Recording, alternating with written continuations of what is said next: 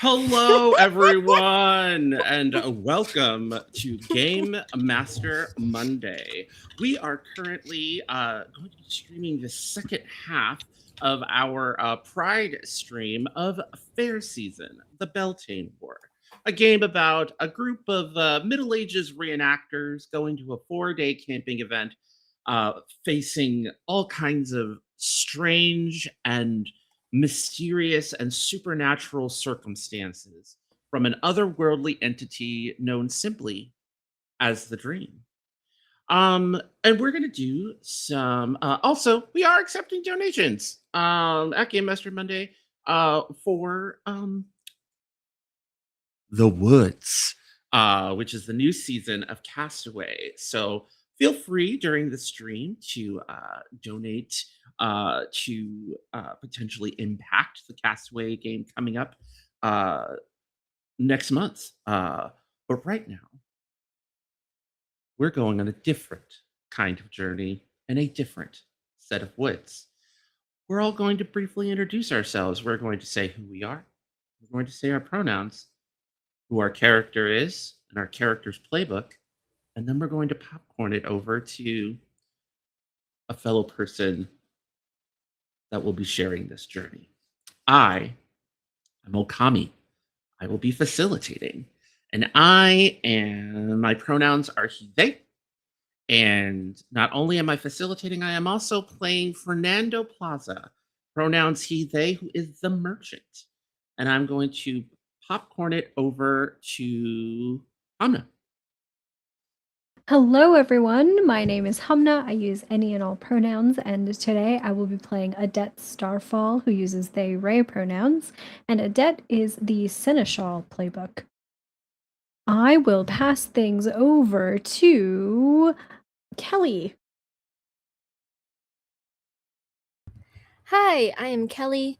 I use she, they pronouns, and today I will be playing Nimue Bade, who also uses she, they pronouns, and she uses the Knight playbook. I will send it over to Monroe. Hey y'all, I'm Monroe. I use he, they pronouns, and I will be playing Seraphim, who uses they, he pronouns, our eclectic bard. Just eclectic, nothing else. And I will pass it over to On. Hi, my name is On, and my pronouns are they, she, and then my character Naya is the newcomer whose pronouns are she, her, and I believe all that's left is Rara. Hi, I'm All That's Left. I'm Rara, and I go by they, he pronouns, and I'll be playing Tenda Hope Hills, who also goes by they, he, it pronouns, who is the artisan playbook. And now I'm going to send it on back with a hello to Hector. Yeah. Hello, Hector. Hello. So, I think as facilitator, I'm going to make an executive decision. This Saturday night that we've all been experiencing has been really intense, and I feel like we need to give it full justice. What do you say, table? What do you think? Do we really want to flesh out this Saturday night at the event and see if we even make it to Survivor's Night? All right, good. Okay. Never want to do something without buy-in from everybody else. Hamna, do you have anything you want to add? No, I'm in for the ride, ready to go. All right, let's do this. When last we left our dreamers, we were in the royal encampment.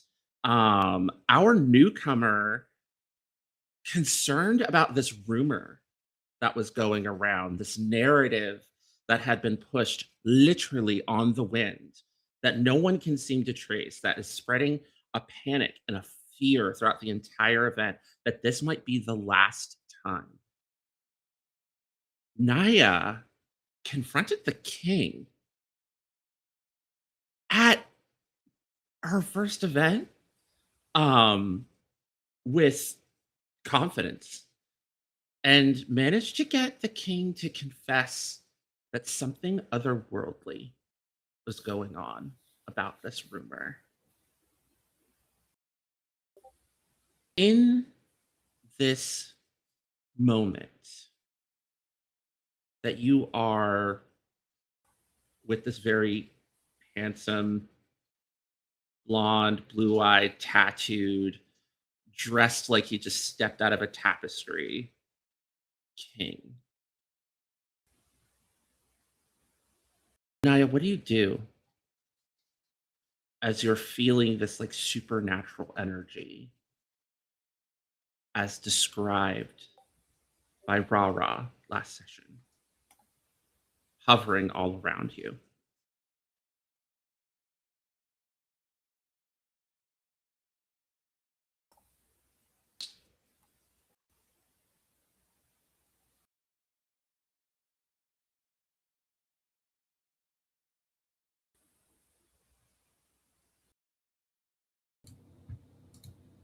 I'm sure there's probably like an air of fear Mhm.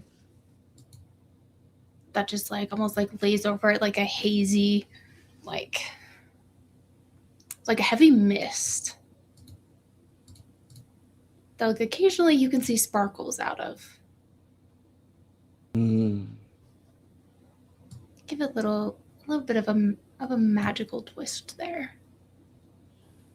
I think as the populace, I'm going to offer much needed insight, and Artos is going to turn and look at you and say, you know, this is supposed to be the best night of the event. So, why don't we banish all of these worries and on yourself, wonderful people that you came in with, have some food, have some drink, and enjoy the rest of your night. These are things we can worry about at the talkback, which will be after the event. I hope you enjoy your evening as well. Yeah, just let your partner know that everything's going to be all right.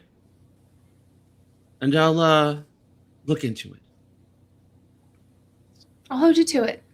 And she's going to turn around and walk away.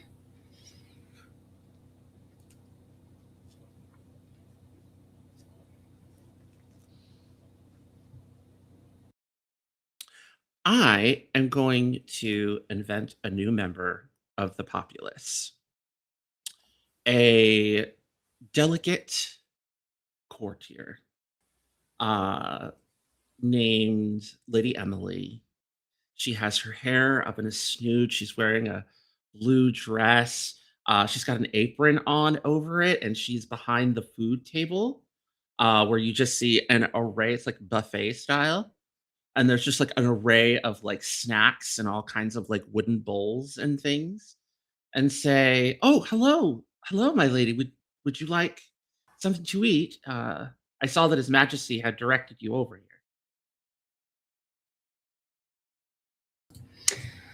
I suppose I can take a look. Right. All right. What do you do? I'm going to, so Naya's going to like take her hands and like almost like tuck them behind her back and kind of like do that little like lean over to look at what is there without fear of like touching anything, just to see what kind of wares there are and food to see if they are to her liking, or at least her partner's.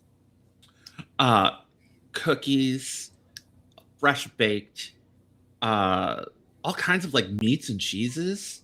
Like this is like a charcuterie on overdrive, right? Like just there's grapes, there's olives, there's all kinds of like pickled things, like stuff that you only see at like high-end co-ops and maybe Trader Joe's.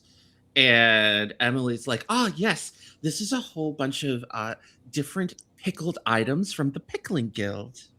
And she says that with like no irony. There is no hint of irony. Like she means it.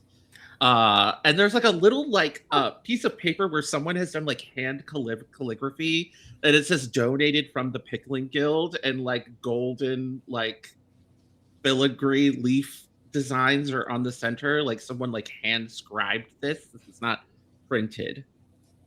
I'm And sorry, Pickling Guild? yes, the Pickling Guild. Well, um, I call them the Pickling Guild. Formerly, they're called the Provisioners Guild, Oh, and their whole focus is on pickling things and preserving food, using, of course, pre-17th century methods. Pickling is very old. it absolutely is so old. Um, she's gonna buy the top 3 most expensive items from the pickling because she sounds so excited about this, and it's Hmm. adorable. Yeah. So it's like expensive. It's a little hard to gauge because how in the world do you price this kind of labor? Like, this is, like, really excessive. Like, somebody, like, hand pickled this stuff and researched all the recipes. There's also, like, as you're trying to figure out which one's more expensive, there's, like, little, like, recipe cards Oh, that are saying what the ingredients are and potential allergens. that's so sweet. I guess whatever you think is fair, you know? Uh, Here, and she hands you, like, a little plate. Paper so you can take it on the road? Or, Yes. oh, okay. So she just, like, goes under and just, like, very delicately hands you, like, a little simple everyday, like, one of those, like, Dixie cup bowls, which looks really kinda out of character in this, like, Yeah. essentially, like, dream medieval encampment. She had to go, like, under the tablecloth to, like, hand it to you. And she's like, "So you can eat on the road." That is so incredibly kind of you. Um,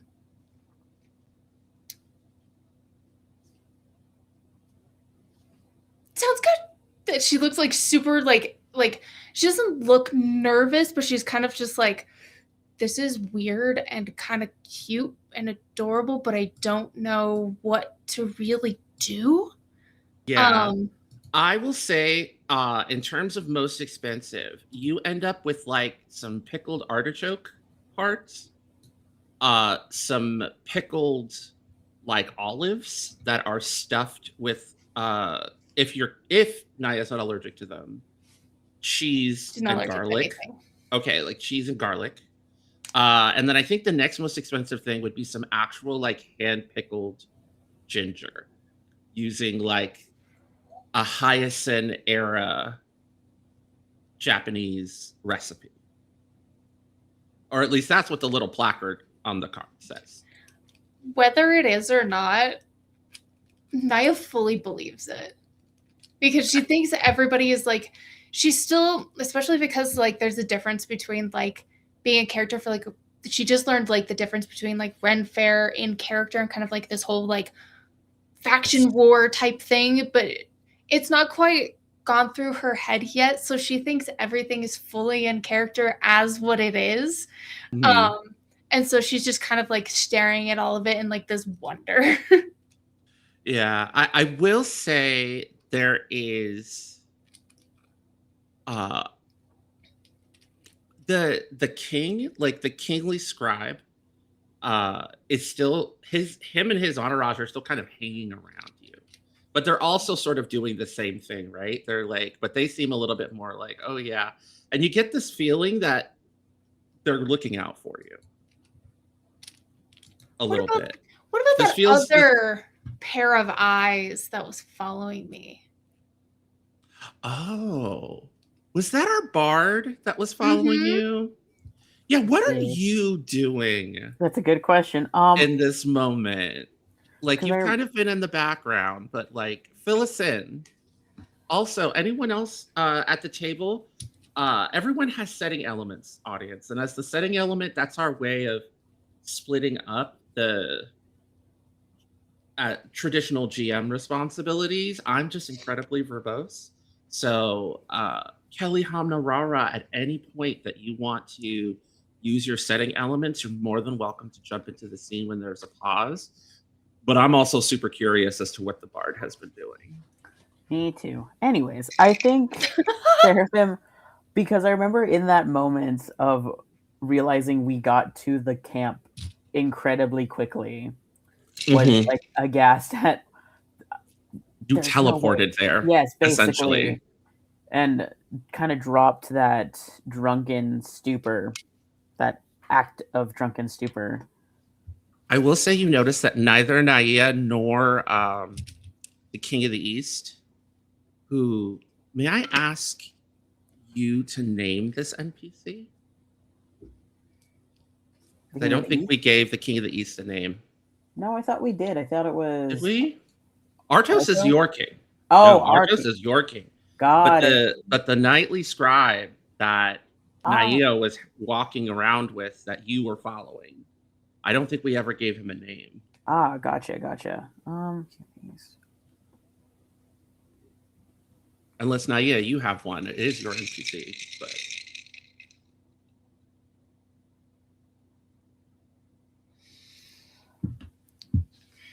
Lysander. Lysander. I Ooh. love that. What Ooh, a that's name. good. I'm here for it. His Majesty Lysander.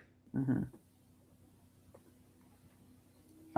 And I think was started walking towards the encampment and also seeing Naya talking to King Artos and also just like stumbling because, girl, what are you doing? Girl. Looking the part with the noble firing. Yeah, but also kind of. I think while they approach the encampment is pulls out one of their little tambourines and is like acting a little drunkenly, like just playing it and mumbling, not mumbling, but humming to themselves. And almost it's kind of warily approaching the camp and being like, who is at like the door, so to speak. Oh yeah, there's like a couple of guards that are wearing tabards of the royal house that have spears Okay. and torches, but like they literally like saw King Lysander and his entourage and Naya in the full like noble finery that she's borrowed, and were just like waved them in, which would have included you because you were with them. Yeah. Okay. So nobody stops you Okay. like they normally would because you're not wearing a circlet. Mm-hmm. Normally, these are the kinds of things where they'd be like, stop, but the king is just gotten y'all in. The king of the east has gotten y'all in.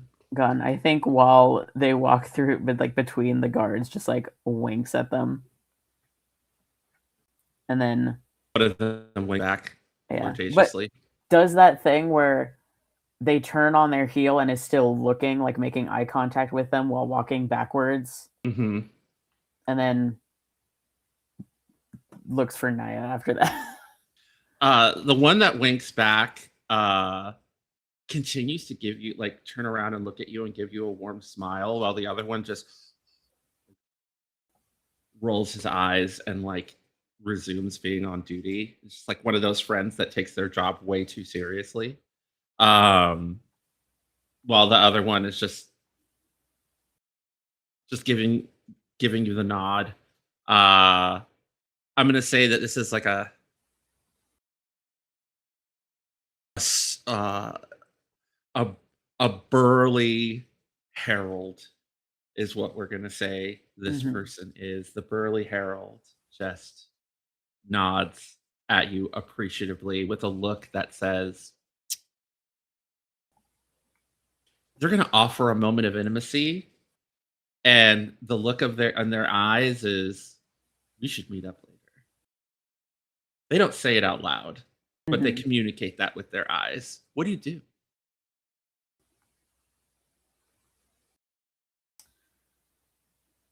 I think they'll look between the two and say, "At least I know one of you is fun."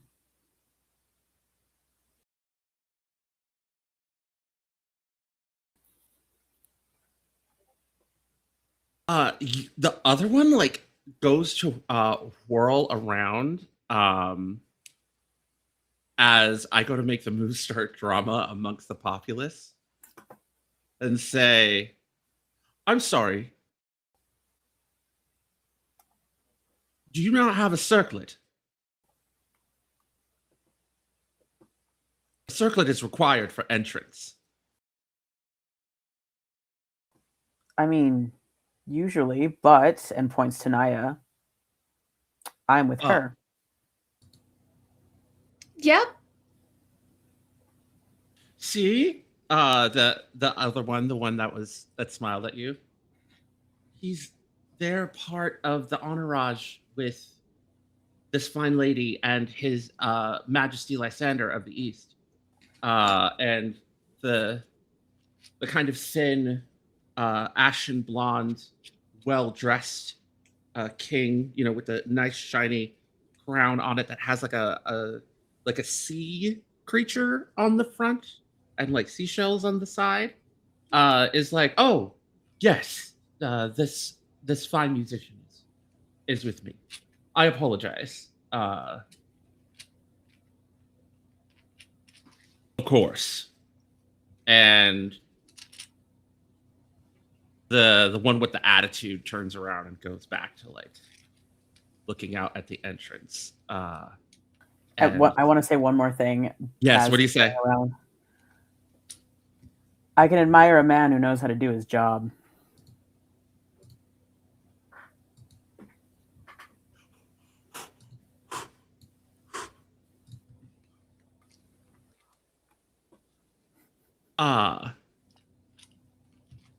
I'm going to make another move as the populace, and anybody else is welcome to jump in, and I'm going to take something too. This is not a job. I'm not paid. I do this out of duty and chivalry to His Majesty. And he's like stepping up and walking Please. up to you. Sir, please do not argue longer than you can last. You can walk away now. Excuse me. And you see like the King of the East is like, this really isn't necessary. And like Artos is in the back, like kind of talking to people, and he hasn't quite noticed what's going on. I'm sorry, who were you? Someone without a circlet either. You can both leave. Ooh, I say really about that? Should we find out? I would be happy to, All right, let's as go. I am a member of the King's Guard. Who are you? We're gonna find out. And so we're walking right back to the king. Yeah. He's like marching over like confidently as start drama amongst the populace escalates. So like Artos comes over and is like, oh, Sir Benedict, is there a problem? Yes, there's a problem. We have trash without circlets coming in, crashing the royal encampment. That's the problem. Hi. Hello again. I'm sorry. I don't appreciate you referring to my subjects as trash. Everyone here has paid their ticket. From what I'm to understand, all of these individuals came within the entourage of His Majesty, the King of the East, in the company of Lady Naya, who is the partner of the autocrat of this event. And he snorts. So a newcomer. Yeah. And then at that point, the whole room just kind of goes like freezes.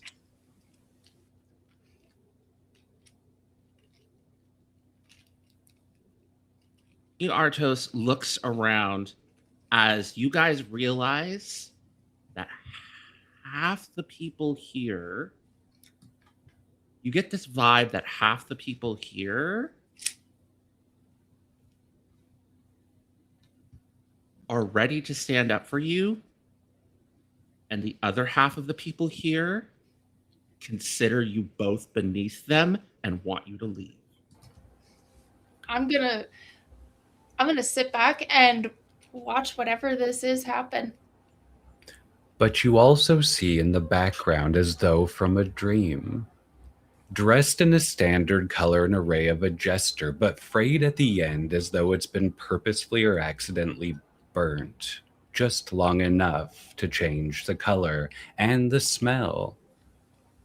A large, wide smile, perhaps too many teeth, and a slight cock of the head as it just stares over a shoulder, only to find you, if only for the last time, before it steps behind a pillar and is gone from your sight.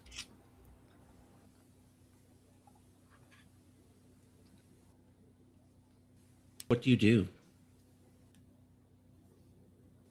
I'm gonna look over to my friend to see what they do.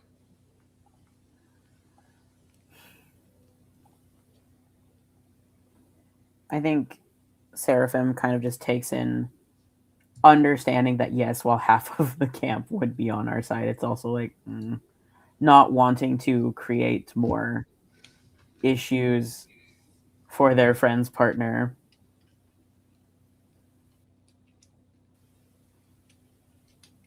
And doesn't say this super loudly, but says to Naya, I think you got what you wanted. We should probably leave.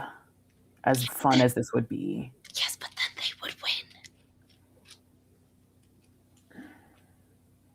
The Artos walks over to the two of you in this like moment of tension. And as Artos like walks over, you guys see people like step back, right? Like almost like parting the Red Sea. Artos leans in and I'm gonna make the move, gives them much needed insight. Please, as my subjects, I'm going to not command you, but ask the two of you to leave the royal encampment and enjoy the rest of your war. I would like to spend a token. Yes. I would like to fall silent and become invisible. And I want to do this with like a weirdly like magical way to where she actually does just in like the next moment that they blink, she is not there. I love this. I love this. And before Artos notices you're gone, in the moment that they look away, this is when you disappear. They look to Seraphim, and he goes into one of his pouches and he pulls out a silver pressed coin with the visage of his reign on it. And he delicately puts it into your hand.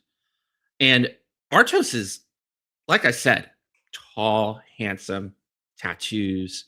Like outside of being the king, he's like one of those like super hip bisexual alternative dudes that lives in Anaheim and like, listens to punk music and goes on vacations overseas and knows martial arts and one of those guys. And just puts the coin in your hand and says, bards should always be paid. Enjoy the war. And closes your hand around the coin. And I think for the first time, Seraphim is actually flustered momentarily, and then remembers that they are being watched, kind of bats their eyelashes playfully, and actually curtsies. They don't bow, they curtsy. Curtsy? Uh-huh. In a way that there's the tambourines on their hip just jingles. So it's like a little added effect of like, and then curtsies and turns to walk away. And I think that's when they realize Naya is not there either. I think this is an interesting point to jump back to camp. As Seraphim is like, where did Naya go? And kind of check in and see what's going on there. Uh, Did we not say? I believe last time weren't we we were en route partying to with the meet up with pirates. them? Yeah, I think we had left the camp to like meet up with Yeah. them because we had just gotten the news about Fernando had just told Adet about the strike, the labor strike, the volunteer strike, because they're not happy with the pirates aren't happy with how they're being treated. Um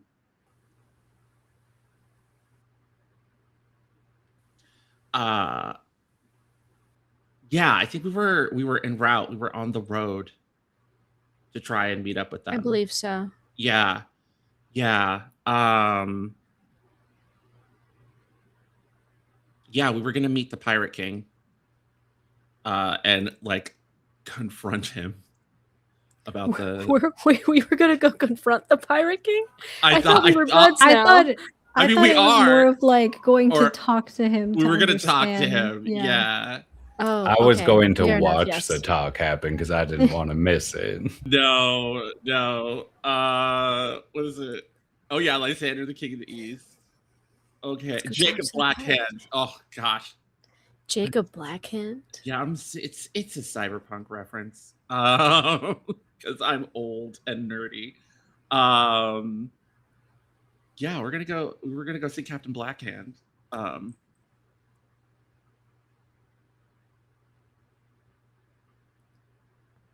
So what do we want to do? Are we gonna be on the road? I think we'll be Are there any setting elements that we cross over en route? Well, we'll definitely pass Merchant's Row, Okay. which is in the hands of On, who is open table. Invisible. Invisible, right. We'll definitely pass Well- Merchant's Row, which we've got to get back to in a bit. Or we could cross the battlefield to head there. Like, there's all kinds of different things. And remember, the setting elements can come in metaphorically as well, not just literally. I'll hand it to somebody. I don't have anything particular in mind. Does anybody want to pick up Merchant's Row? Otherwise, I'll take it. We shall switch. All will be good.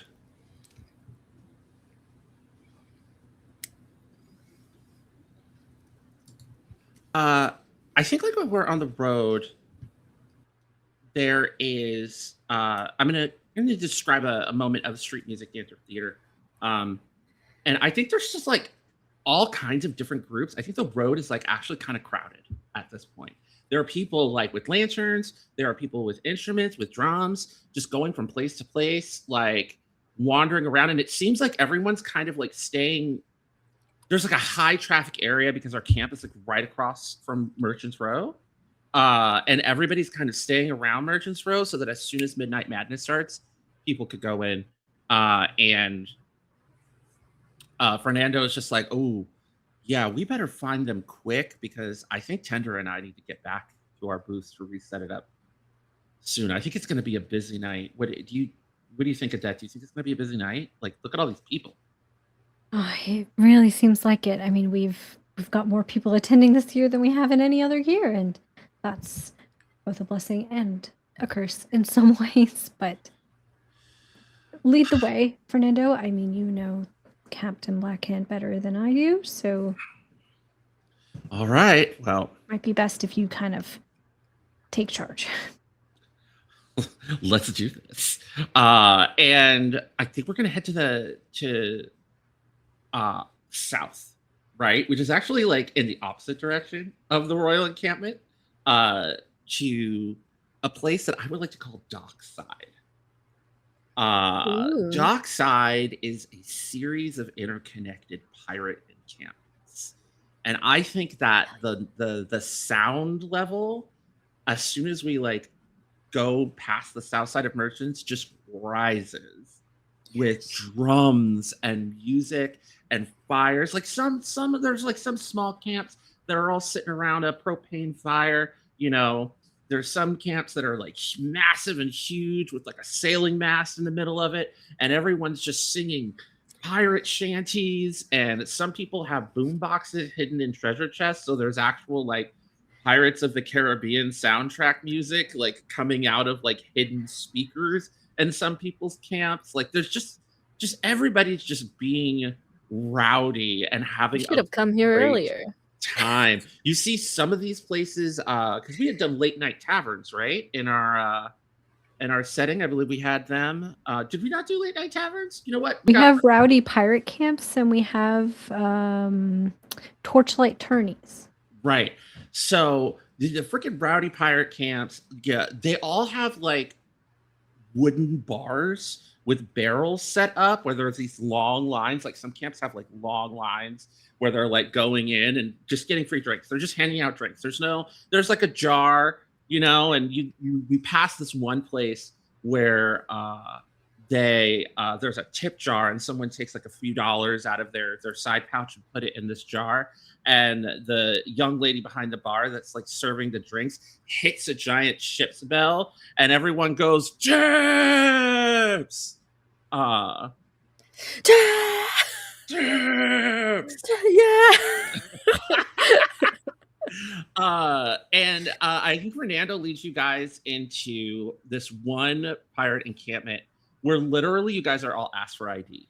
Like, and it's like the Camp Black Skull. And there's like a young man in like a really expensive blue and black brocade, black sable fur lined pirate coat with a tricorn hat, a big feather. He's got like, the super tight leather pants, a musket replica at his side, a floofy pirate shirt. It's got to be floofy. Big, huge beard, black eyeliner, a skull earring, and he's like, IDs, please. And there's like and he's got like a little black light to be able to like flash the ID to make sure it's not fake. This isn't really period accurate, but okay. Takes out. Hey, We allow some anachronisms we're not- in order to comply. we're not trying Immersion to, is broken. I can't do this. we're not trying to get kicked out of the event. Could we not make it like a we wand or gotta something? check ID. Like it's a I thing. mean, pirates with a wand is also not. I know really- that doesn't make sense either. I'm just trying to think of Mm. something that would be a little more thematic. We're working for on the it, feedback. but For the. I'll put it in the survey survey. after. Yeah. Yeah. for the feedback. And he checks everyone's IDs. He pulls out like a little like club stamper that has like a skull on it that goes on the back of your hand. And he actually he looks at you, Odette, and he's like, "Oh, hi, autocrat. Yeah, no, you can go in. I promise you, like, there's nothing going on. We're not serving alcohol to anybody underage. It's all cool. You are more than welcome." And he's like looking, like he sees the walkie-talkie, and he just very nervously lets you in. Thank you. Though I must impress upon you that you saying all of that like that makes me a little concerned about what I'm about to find inside. Odette, are you calling him a Is this your night off? Just quietly? Does he not seem a little nervous to you? Yeah, wait, the I'm not wait, doing wait. crimes t-shirt is raising more questions Wait, than it's Is answering. this, wait a minute, we're not in trouble. This is your night off. Yes. Technically, yes. Okay, hold on. And he does like, stamp the back of your hand, and he hands you like a fake gold doubloon, and he's like, "Hand this to the bartender, and you'll get VIP treatment. Thank you so much for the event." Ooh. Well, thank you very much. Oh, take a token. I know. I'm just the That was such a facilitator. I'm baller not move. the GM. That was such a baller move. Like, What? just add a token to your sheet. Does everybody agree? I know. Yes. That was great. Yes. Not to break immersion, but it's just the lid to my tiger ball. It was perfect. It was. You didn't. I never would have known. Like hey, look, the pirate guy pulled out a black light, flashlight, Yes. um, to check y'all's IDs. It's fine. So when you guys go in here, you notice like as you walk in, there's like a little like makeshift second area, like you would at a nightclub, where you see rules that are illuminated with like a little underlight, that are just kind of like, this is an 18 and up camp. Respect everyone's boundaries. Consent comes first. There will be alcohol here. If you are not comfortable with that, you may leave. There will be adult oriented games here. If you are not comfortable with that, you may leave. Like, there's a lot of like, warning, it's gonna get bodied, like kind of rules. And there's just like all this, like, it's kind of impressive, Adet, how much, and you're just like, and you're like looking through every rule and you're like, yep, I remember that report. Yep, I remember that report. Yep, I remember that report. And in the bottom, in like all red, no minors allowed, like in like big bold red letters. And this is actually kind of an impressive piece of art to you, Tender.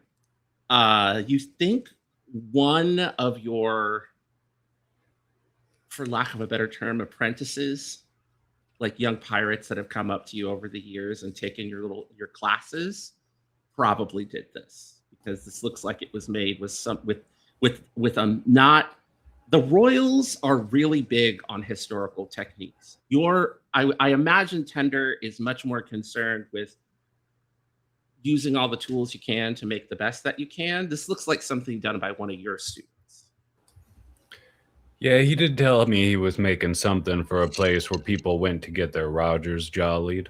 So it would make sense that this is what he was referring to.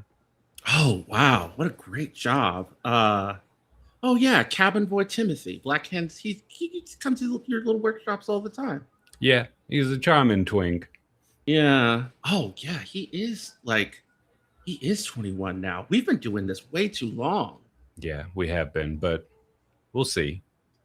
I'm just here to watch, though. The walkie-talkie's here to talk to the captain. Absolutely. Oh, sorry. At that, I was just gonna, when Tender and I think get Fernando together, is going to. we're gonna figure it out. Yeah. Yeah, you two will figure it out. We're gonna It'll be figure it great. out. We're gonna figure Are it you out. not also in the Discord server? Oh, yeah, but like, I'm in everyone's Discord server. I was All of around them. before. I'm in the very first Yeah. one. It's just called Discord. Wow. You do go way back. So Yeah. I would like to ask Kelly, Yes. you have the encampment. Yes. What does this encampment look like? Like, what? Oh. Paint us a picture of your most ideal rowdy pirate encampment. Like, how do people who want to be pirates on the weekends? Absolutely. I'm happy to, like, I'm very experienced at these kinds of things, but Kelly, I want to hear. Give us a So, picture.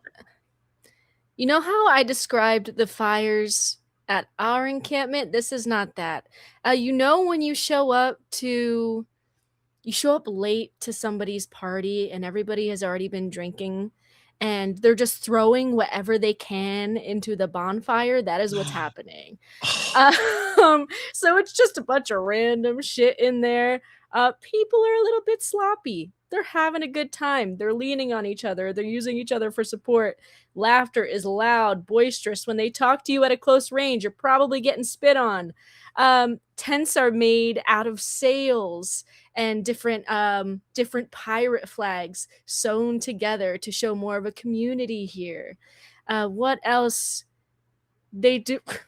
They have a plank that you can walk into a tiny, let me think. What do I want to put in here that's so silly? It's Jello. There's a whole thing full of Jello, and they can walk the plank into the Jello. And they're having a good time, and they're drinking, so they're eating it, and everybody's just a mess, and everybody is rosy cheeked and happy. Oh, Oh, they are having a good night. Yes, they are. Yes, they are. I It's blue jello, by the way. It's Just blue with jello? ocean. Oh, yeah, I'm going yeah. for ocean. Oh, Yeah. the ocean. Yeah.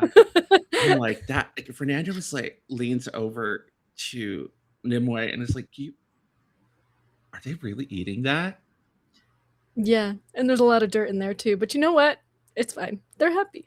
They're happy. I mean, They're you know what? happy. You know what? They probably think it's safe because they made the jello with alcohol. Yeah. Oh This gosh, is- they this is- totally did. They totally did. It's probably They like did. a ton of They jello did. shots. They were like, you know what we could do with these? We can.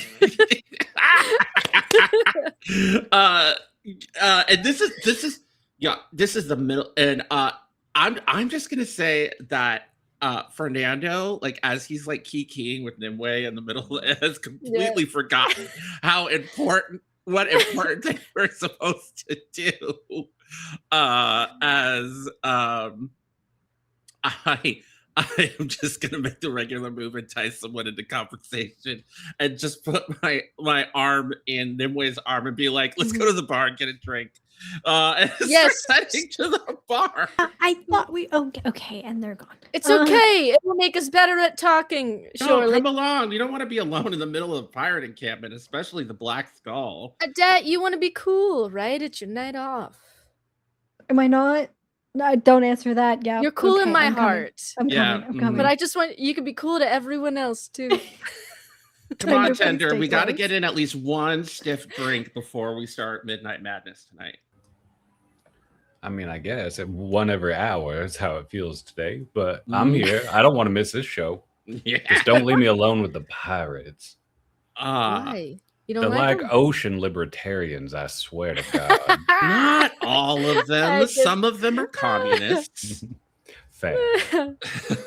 Comrades, onward. Comrades Honestly, onward. the pirates onward. scare me, but they are a part of our event in our community. So you Look know, at how happy we they are. They're playing.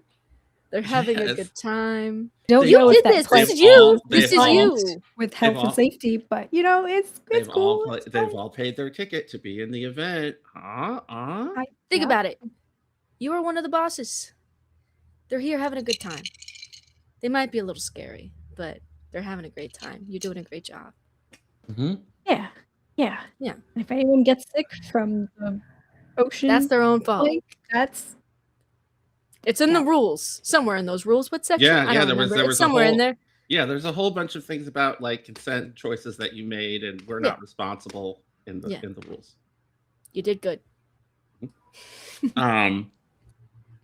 I think that people see a debt come to the line. Do you guys think the line parts like the Red Sea when they see a debt and they're just like, Make way. make We don't way, like that. Please stand aside. you stand aside, very important people. Yes. And they're just like, oh, hey, and like a whole bunch Hey. of your volunteers are like, hey, everybody that like this is their night off, right? Like, but these people are gonna be working Survivor night, which is Sunday. And they're just like, hey, and they're just like, yeah, Wow, go- look at go on Adet. ahead, They are go on so ahead." cool. Yeah, they're just like, They're so cool. one of them says, thank you so much for letting me have time. Haven't had a Saturday off for like 3 wars, and this is the best. You're the best. I'm so glad that you're having a good time. On you have the populace. Would you like to play our bartender? Yes. Okay, so what do you got? What do you got? Like, Cool, Ren Fair drinks.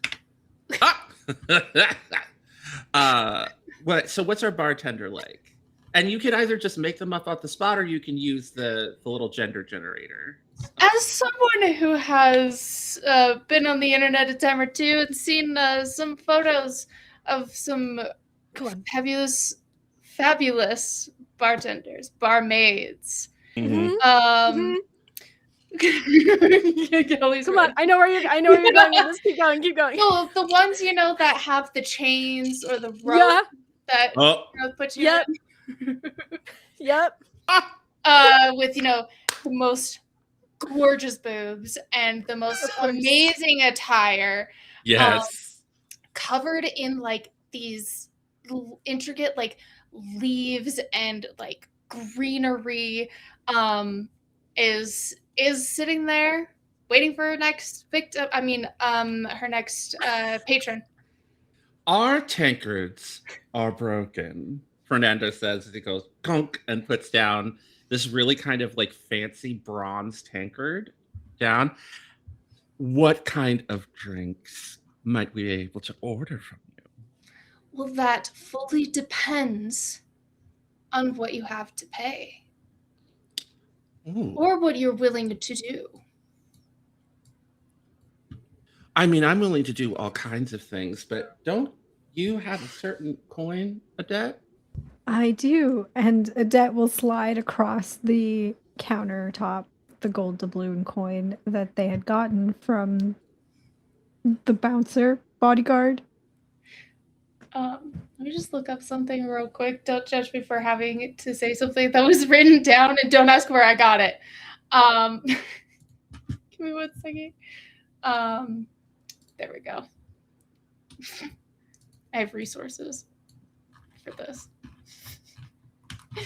I imagine she pulls out like a leather-bound book that has like all these like plastic protected like It's recipes. yeah, all of the recipes. First, I must ask you both. Is there just the two of you?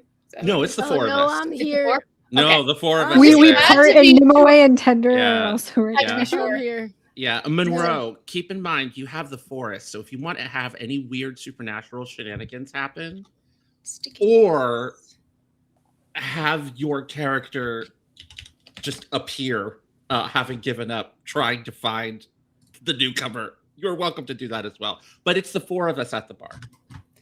I would like to make a note of something. As you Mhm. part to reveal Nimue and Tender in the back, Nimue has already assumed the position, has her wrists together to be tied up somewhere very respectfully. And this is a regular move. I think I'm going to take action and leave myself vulnerable when the time is right. Yes. When the time is Adet right. gives you a look of confusion because of all of their time attending and helping to run these events. I don't think Ray has ever actually stepped foot into the pirate camp. Like Ray's been like, I am not going over there. You can't make me. Someone else do it, kind of thing. And so I think they're not familiar with whatever like, what are you goes on doing? here. And so yeah, they're looking at you like, what? Yeah, don't worry, it'll make sense. It'll make sense soon. I have to do this right for Kelly. Okay. So first, and she'll look at I have to remember everybody's character names. Fernando, Nimue Adet, Nimue, is and Kelly. Tender. Okay. Is going to look over at this beautiful, handsome knight, who's already in position. Here. What would you like me to call you? Whatever you want. Are you? And she leans forward with her chin on her knuckles. Yeah. Good boy or good girl? And boops your nose. Or your highness? Ooh. Or recklessness? Ooh, Nimue has a How gender about, identity crisis. In this I do in moment. this moment. How about does my night work? That For you. works. Now, first, I must ask each of you, are there any allergies or flavor preferences? Oh, I love tropical flavors. As you can see, I'm very Latino. So pineapples, citruses, rum.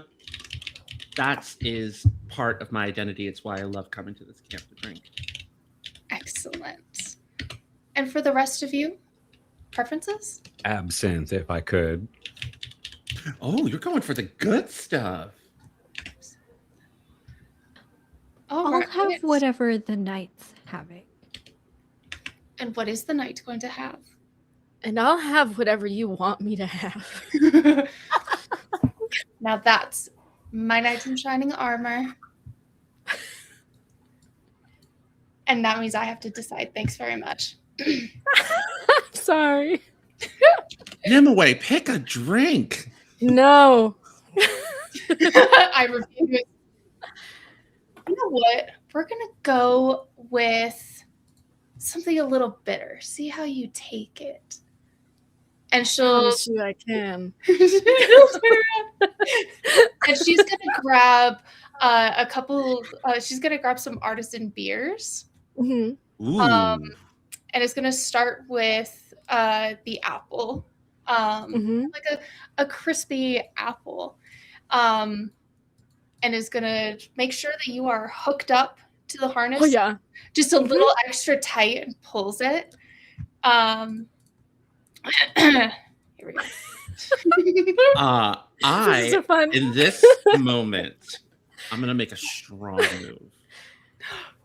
If it interrupts what's about to happen, Fernando, me and you are gonna fight in the pirate camp. It's not gonna interrupt it for you. Like as you're being tied up, I'm going to make a strong move, spot a friend in a crowd. And as Nimue is having the time of her life, Fernando's gonna be like, "Oh, there's Captain Blackhand. Come on, Adette, let's go talk to him." Tender, can you keep an eye out and hold our spot so we can come back and get drinks? We're gonna go talk to the captain. You just want me to watch these? Oh, all right. Well, I mean, we can't just leave. I mean, we can leave. It's like, it's Just like swinging happily. So when do you go on break? And somewhere bristling underneath this moment, as though in a dream, once long ago, another knight was corrupted in the same place, distracted by a quest from hands ready to hold. And a coin was also slid across the counter that night. And all of this is happening as though double exposure of our own movements through this camp. A lone burnt jester to the side of our periphery, looking around shoulder or peeking around table leg. Yeah, I'll watch them. It looks like it could take a while. Tell me what happens. Yeah. Oh, it does. Sure. I'll take sketches for you. Oh, send them to me too. I want them too. If I'll there make are not copies. sketches in our Discord chat, I'm gonna be furious. Yeah, no, we're gonna have to do some sketches. Fernando's gonna lean in to Adette as they're making their way through the crowd towards Jacob. Be like, "Did you see that jester? What jester? Where? I don't know where. I don't know. He just seemed really out of place, and that's saying something about a pirate encampment." Was it one of King Artus's or? Looked like somebody that should be in the royal encampment, at least with like how their garb was. I mean, royals sneak off into the pirate camps all the time, but I don't know. It looked They really come here weird. for the booty. I mean, who doesn't?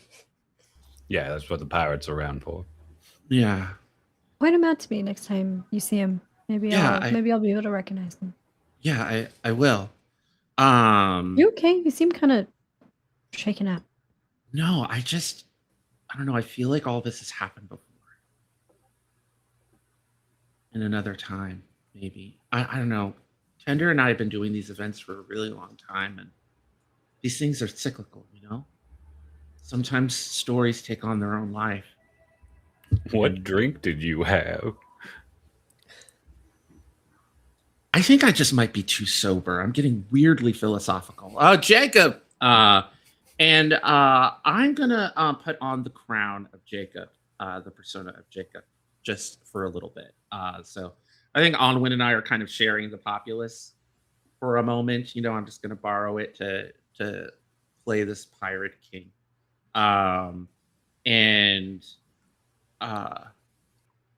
There's a moment where, you know, Adette, you're allowed to kind of step back while Fernando and the king are like talking.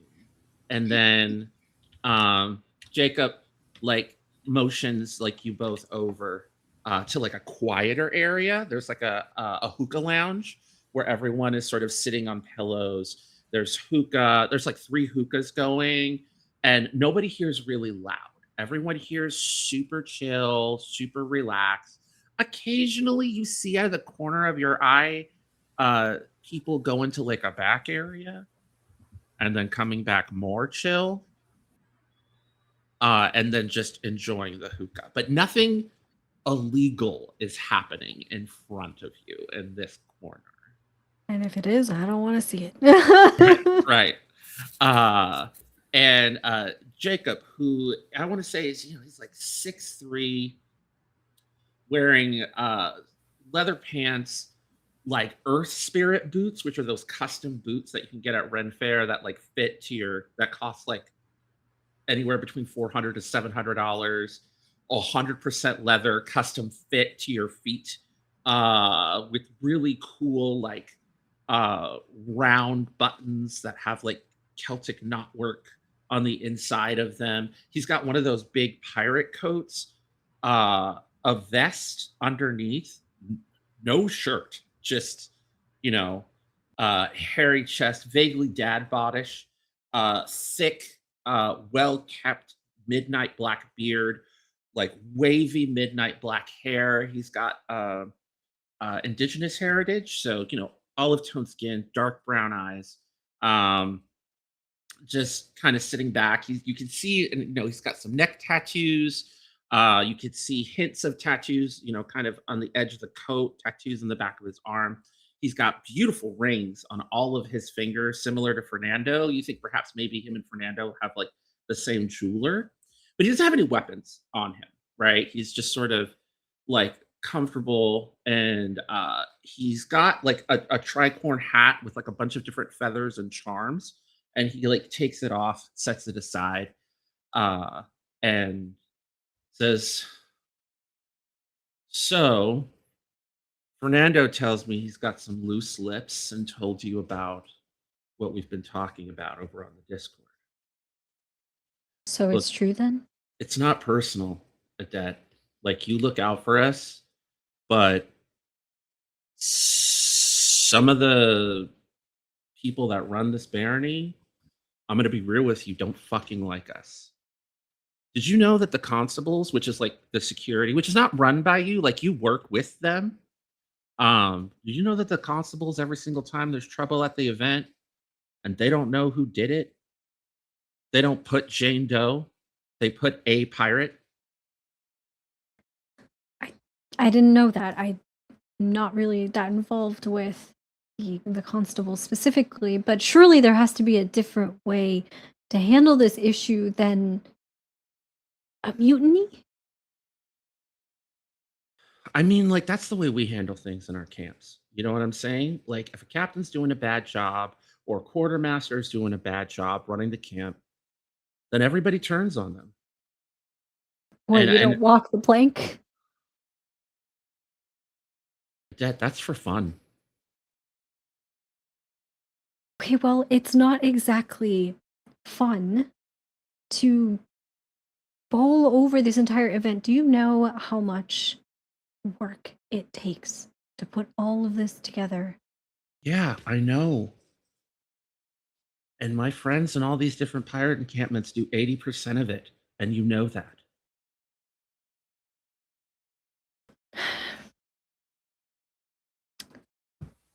And I would like to make a strong move, spending Yep. a token to do so.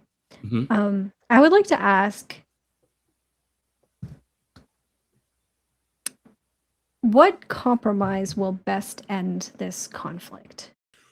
Can I add something to that as the forest? Yes. I think in this moment, as you are away from the main camp, somehow the fire is almost dim. They become that dark, deep red, like someone threw in an article of something that shouldn't be, so it's burning harsher.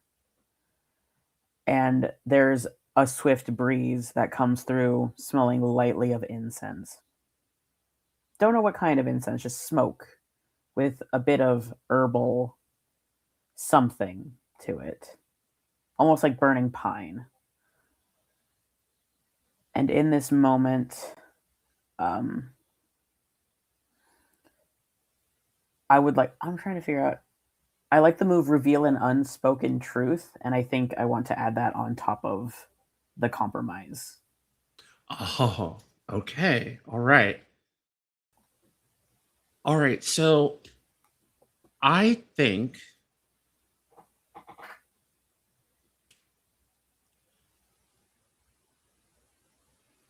do you have an idea what the unspoken truth is, Forrest?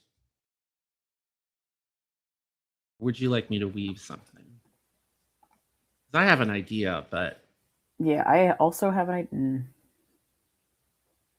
Go for it. Go for it. Yeah, I feel it has something to do with the given the themes of this event that we've created, has something to do with the hierarchical nonsense. yeah. Yeah, I'm feeling that as well. Hmm. I think that the answer you get to your question, and I'm saying this as the populace right now, that I'm sharing with all. Um,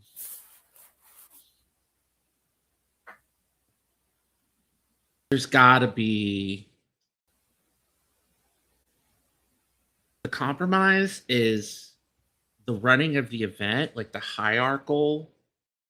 running of the event. That's gotta. There needs to be. I don't want to say professionalism. There needs to, because that's a very loaded word. There needs to be an understanding that running the event and being a fringy or being like a kingsman, like that, there needs to be a divide. Staff's got to be staff, personas got to be personas, like a separation of church and state, or dream and state, right? Like this, the hierarchy, the fantasy hierarchy needs to not impact how the volunteers are treated. It has gone wild for too long, right? That's you're fine. It's all clicking together, right? This whole A pirate thing, no, it needs to be Jane Doe, right? Like everyone's volunteer hours need to be respected, but like also the time and effort that a lot of the royals have been putting in, because some of these people have been part of this organization since the 60s, right? Like it's not that they haven't put in the hours, right? There's an imbalance here. And until the imbalance is resolved, like that's the compromise, right? That imbalance has to be addressed. The unspoken truth from the forest is like Monroe Rose said. Like this is the dream is becoming a nightmare, and it's starting to impact the logistics. And all of this is just kind of like running through your head, and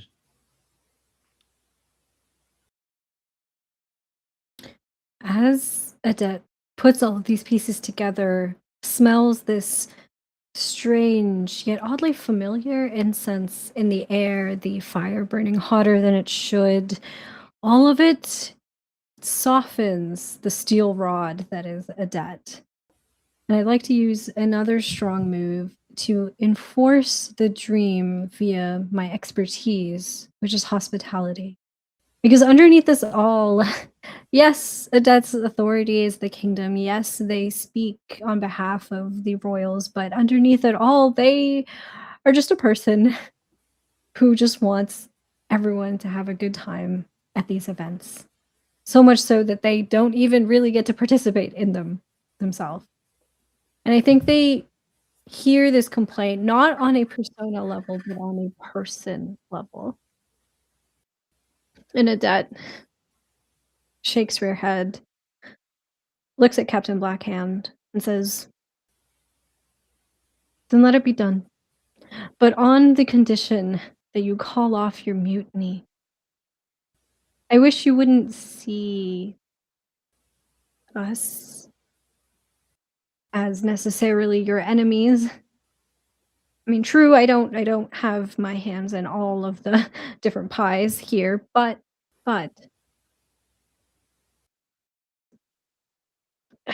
we do care about everybody's time here, and, I've never been here before, but it seems like you're all having a good time, so consider it done. All right. Okay, I'll I'll hop on bring the it up. Discord. I'll tell everybody to cool the jets. Uh, Fernando, can you get Adet my number? Uh, Text me after the event. Let's get some coffee. I'll bring in the folks that volunteer for you all the time, and we'll talk, and we'll figure this out. You're not gonna do this alone. I know usually we only just show up to war, but we're locals too. So you want to get together for coffee, local coffee shop. If we gotta start showing up to baronial meetings, then I guess that's what we gotta do. Thank you, and I hope you know that we couldn't do this without the volunteers. We really couldn't. All right. We have a captain's meeting tomorrow. I'm gonna let them all know what's going on. More than just Okay. the internet. Yeah. Yeah. Um, this is kind of besides the point directly, but Yep. there's this terrible rumor going around that this is the last event, the last year that we're going to be doing this, or that we're moving to somewhere else. Then God knows where that is. But do you know who started this rumor? I mean, I don't want to point fingers or anything, but nobody can seem to pinpoint a source, and your pirates are the only people we haven't asked yet. Well, I know. I mean, I heard it from Oracle Cassandra, but I just figured it was some tarot card bullshit. She read my cards and Okay. said this would be my last event. And that's funny because, as far as I'm aware, there's no drama that's going to be keeping me. And I don't know if she was trying to predict my death. I don't know. Oh, oh, that's it. Oh my God. Okay. And I think like visibly like de-stresses in their body because it's like, oh, this was just somebody's tarot reading that has through telephone I, been. I will say this for y'all watching, for Tender, because you're right there, right? No, Tender's sketching currently. Yeah, Oh, I'm Tender's sketching sketching. out. Okay. I'm in the I will scene. say for the audience's benefit, you don't see this at that, but Fernando's eyes go wide. Like, oh shit. Yeah, Like, if there's truth to this, Adet does not yeah, register it. mm-mm. Like to It's like them, I this is think like, Fernando and Adet have like the exact opposite reactions, right? yeah. Like Cassandra gets mentioned, and you said Cassandra? Yeah, she was probably just messing with me. My last event, please. Just Classic I don't telephone. yeah, no, of course. Yeah, and it's just kind of spread around from there. I don't You better know. watch out. Maybe your parts are planning a mutiny against you. You I know. hope not. Probably not. Meanwhile, back at the bar, just what is going on back at the bar? And once we get back to the bar, I want to get back to our You bard think and is our going on? newcomer. I am actually curious if we should take a break before the bar for some Yes. meditation. You're plotting, What? and I'm a little scared. You're plotting. What's going You're on? Are you gonna do a plotting. costume change or something? Maybe. Don't you dare! Don't you dare! You dare. Well, ladies and gentlemen, here at Game Master Monday, we believe that rest is important and that we should regenerate our creativity. So we're just going to take a little 10-minute break. And when we get back, we're going to see what happened at the bar and what has become of our newcomer and our bard, and then Midnight Madness.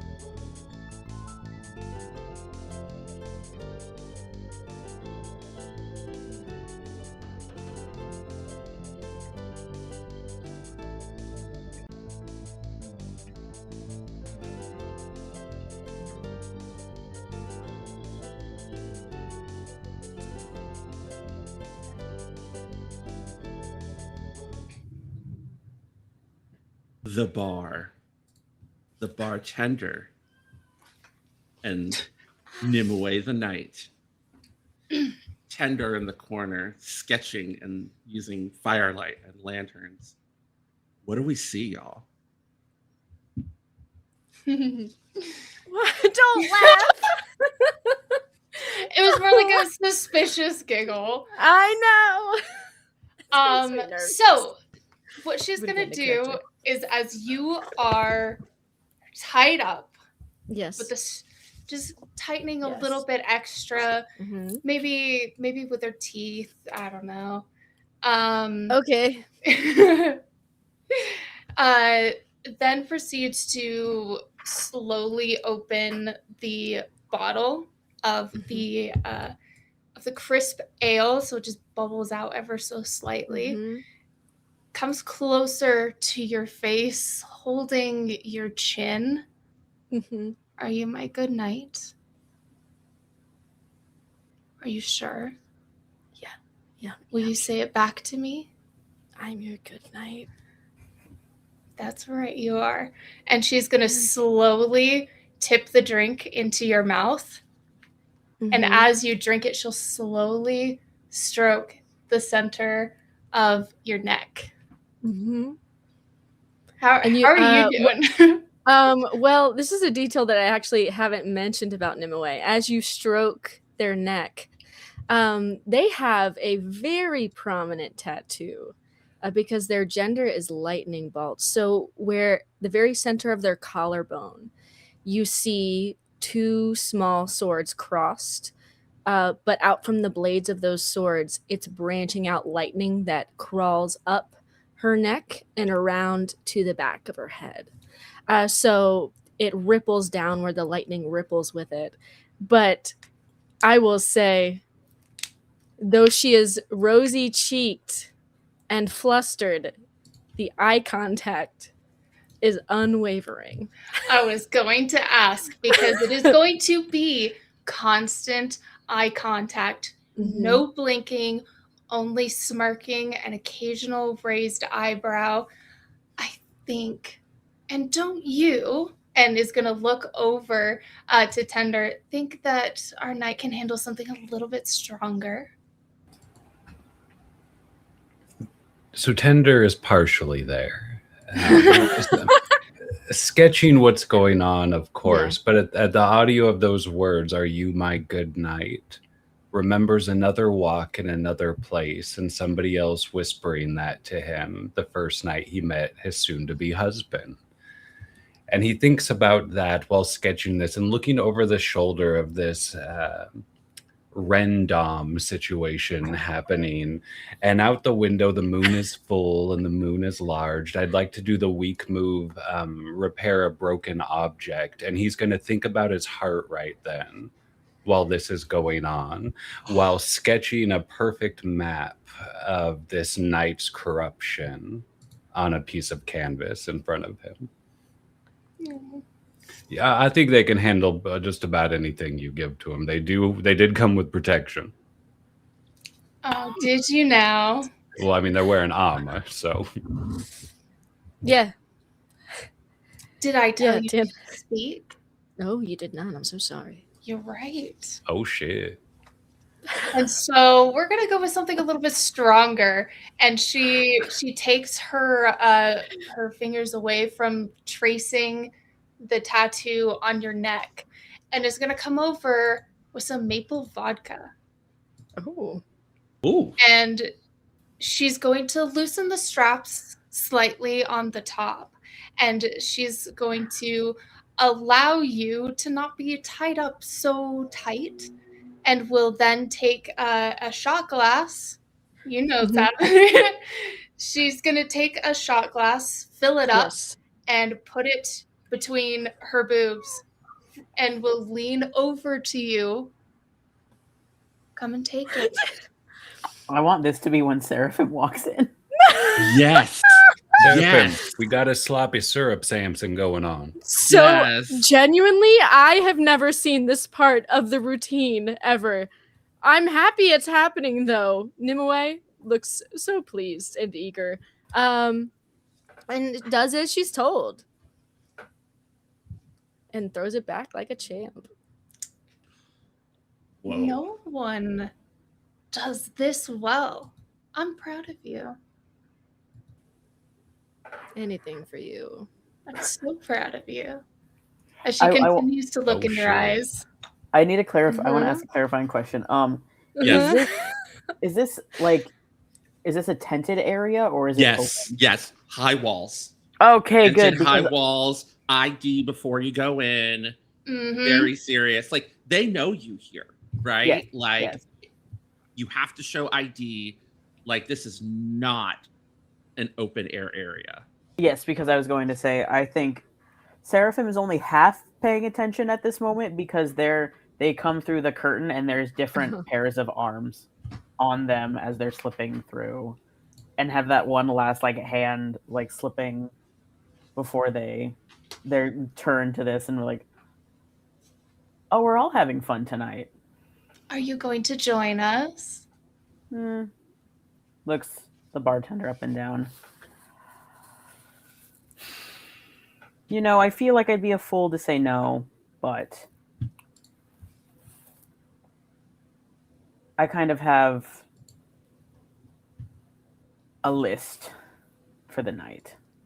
A list. Oh wait, I forgot.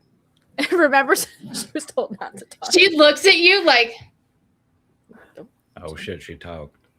so what she's gonna do now that you've spoken is she's No. going to tie, she's gonna put a tie around your mouth. Sorry.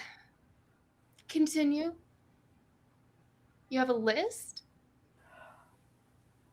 A to-do list, if you will. Oh, anyone that I would know? Kind of glances back through the curtain a little bit. Probably a few. They do say a fool with a list is a busy soul. And I like being busy. God. Well, if you need to go through the back, go right ahead. Oh shit. She said you could go through the back.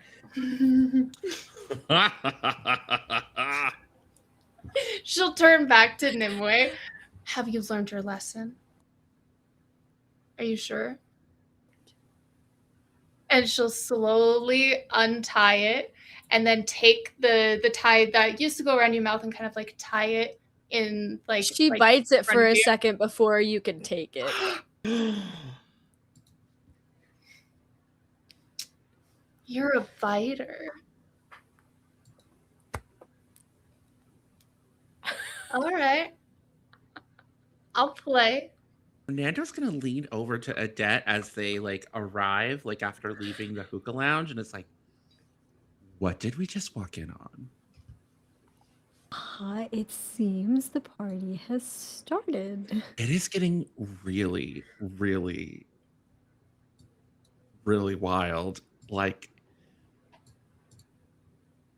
we might have to like smuggle myself and Tender out of here because if I stay here any longer, I'm not going to make it to Midnight Madness. As I describe a moment of street music, dance, or theater, and then boom, boom, boom, boom, boom, boom, boom, boom, boom, boom, boom, boom, boom, and drums start being brought out as a bunch of people go around this fire pit where people were just kind of hanging, and like people from the back, like you get a couple of the people that like you were with Seraphim like come out shirtless but with drums and like are dragging you along as the central fire pit turns into a drum circle, and various women of the camp and a couple of the men of the camp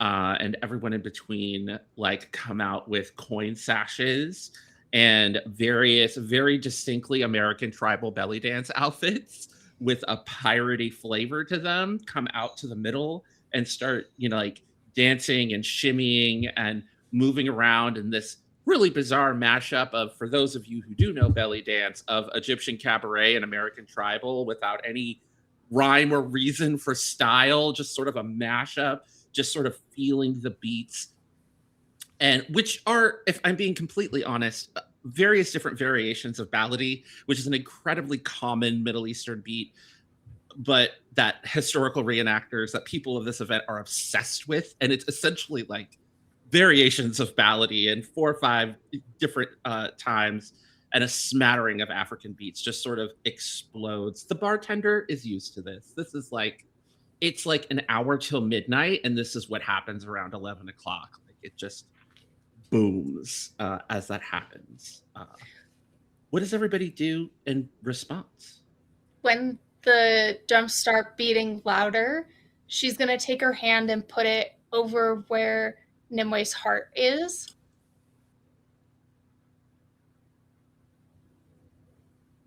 Not quite beating fast enough yet.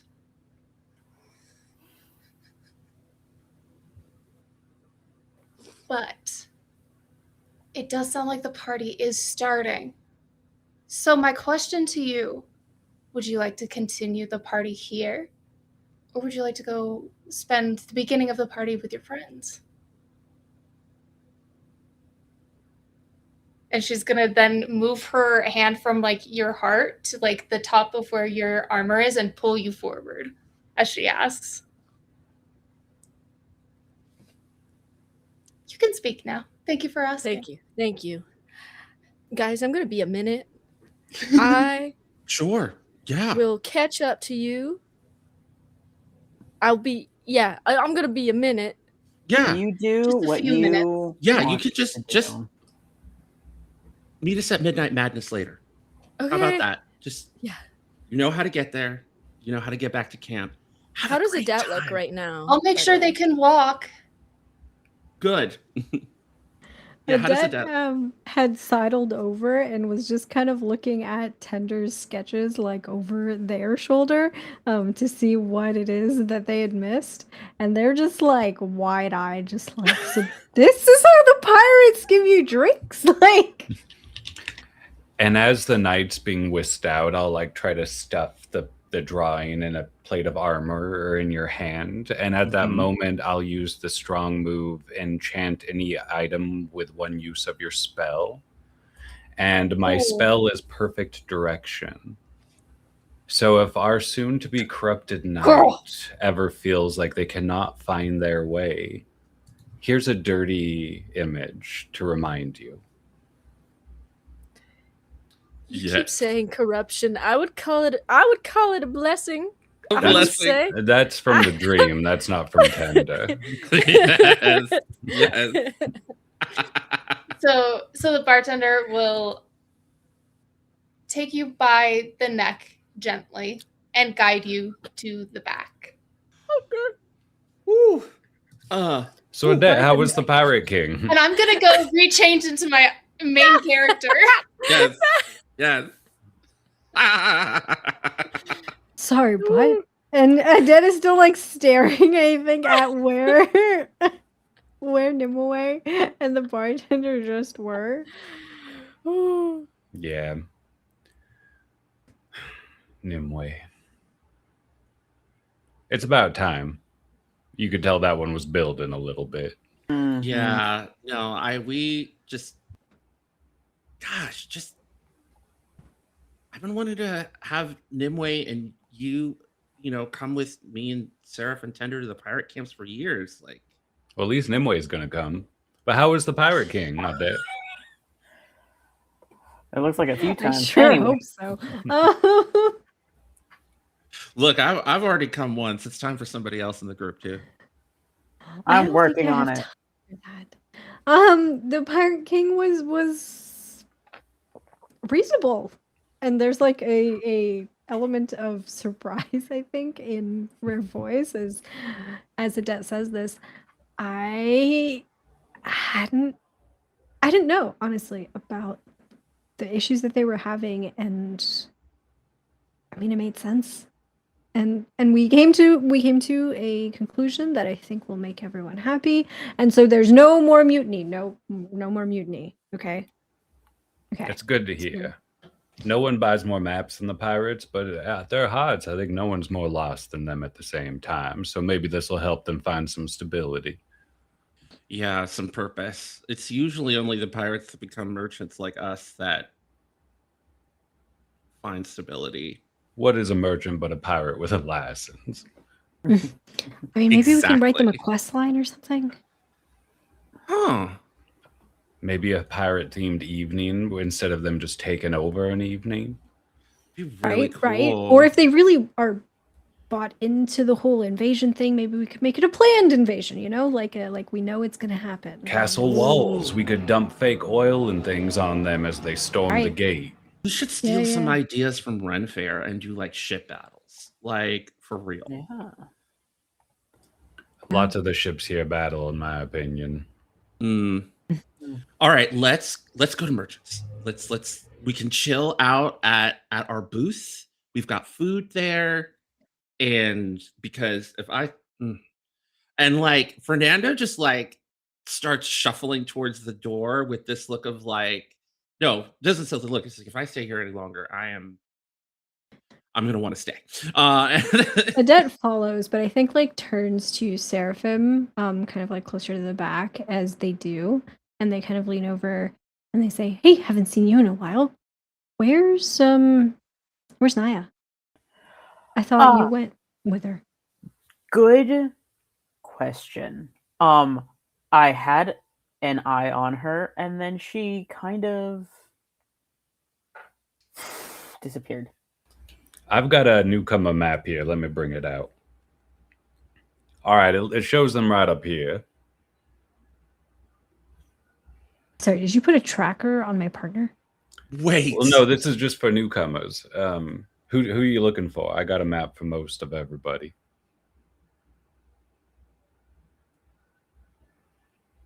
Putting that Pender, aside, what Naya. are you doing? Just sharing your magic around with everyone publicly like that. I've had a lot of absinthe, and then there was this whole BDSM thing right in front of me. I'm just a little tuck it out. I just need to get my second wind. Whoa, who's on that map? Hey, Oh, I forgot my accent. Whoa, who's on that map? everybody. Oh, you made it. Naya, Yeah, how where did it you- go? Yeah. Oh, really well. I think you're going to get a raise. The king says he thought he heard the rumor on the wind. I think he might be a little drunk. I don't know. It's a little odd. I got into a fight, but not a physical one, mostly just with words. But I think they learned their lesson. And here we are. With who? Who did you fight with? Look, let's talk about this on the road.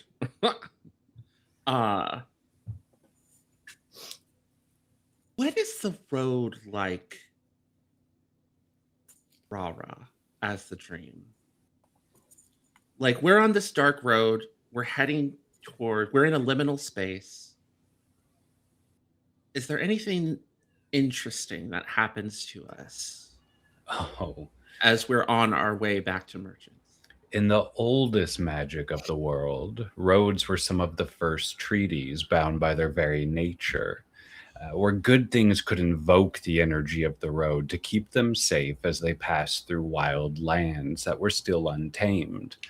So, as the old prayers have been beaten into these paths with feet and soul and shoe over all of the years, there's natural protections, but that doesn't shield the periphery from the occasional jester or almost a double exposure image on the reality you're passing through. A Mayday pole and a gentle circle around it with laughing and dancing and bloody bare feet. Others being judged and others being buried, a coin being flipped, a bard should always be paid, enjoy the war, and dirt pushed over a face. So many stories have happened here, but the road keeps us safe as we move through them. Maybe noticing, maybe not. The night is wild and free around us.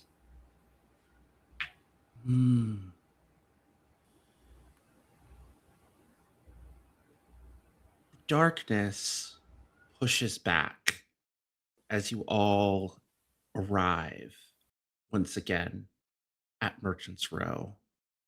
Time seemingly becoming fluid. The echoes of conversation becoming lost. You're not sure what you all talked about, but now you see booth after booth after booth illuminating as Midnight Madness begins. That was strange. Did it did it feel like it took longer to get here than usual? I must be so tired. It's been a long day. Absinthe. Well, we have 2 hours to Can I have some absinthe? it's back at the pirate bar, but I Oh, it just came do from there. I heard a lot of moaning.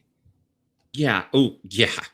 But I do have some incredibly delicious, brewed, blueberry liqueur that I Oh, bartered for earlier today. So let's crack that bottle open while we get, business ready. yes. How does everybody kind of set up for Midnight Madness? Like, how are we all kind of arrayed while Nimue has a spectacular time in the back encampment of the pirates? um, I will be helping Adet do whatever Adet asks, as well as giving a list and a detailed encounter of the people that I verbally fought with and that they should be fired. I can't believe you fought with who? They called me trash. Well, they called me and I forget Seraphim trash. It was highly unacceptable. That's fair. That is kind of a lot. So whoever they are, I'll give you details. They should no longer be allowed here. That's gross. Oh, well,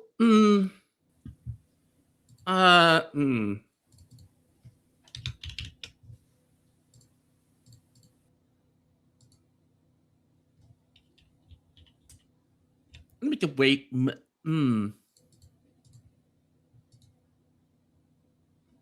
Or not? No, it's really hard to fire volunteers. Like you Yeah, could that's ask fair. them not to volunteer. We can ban them. Yeah, I don't know if that's a bannable offense, but yeah, like it's We can make it one. look, I'm just a merchant at the end of the day.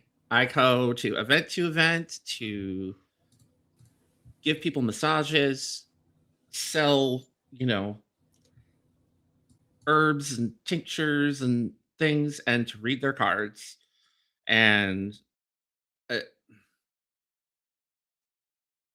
you just, if I'm being really honest, you just ran into some really shitty people.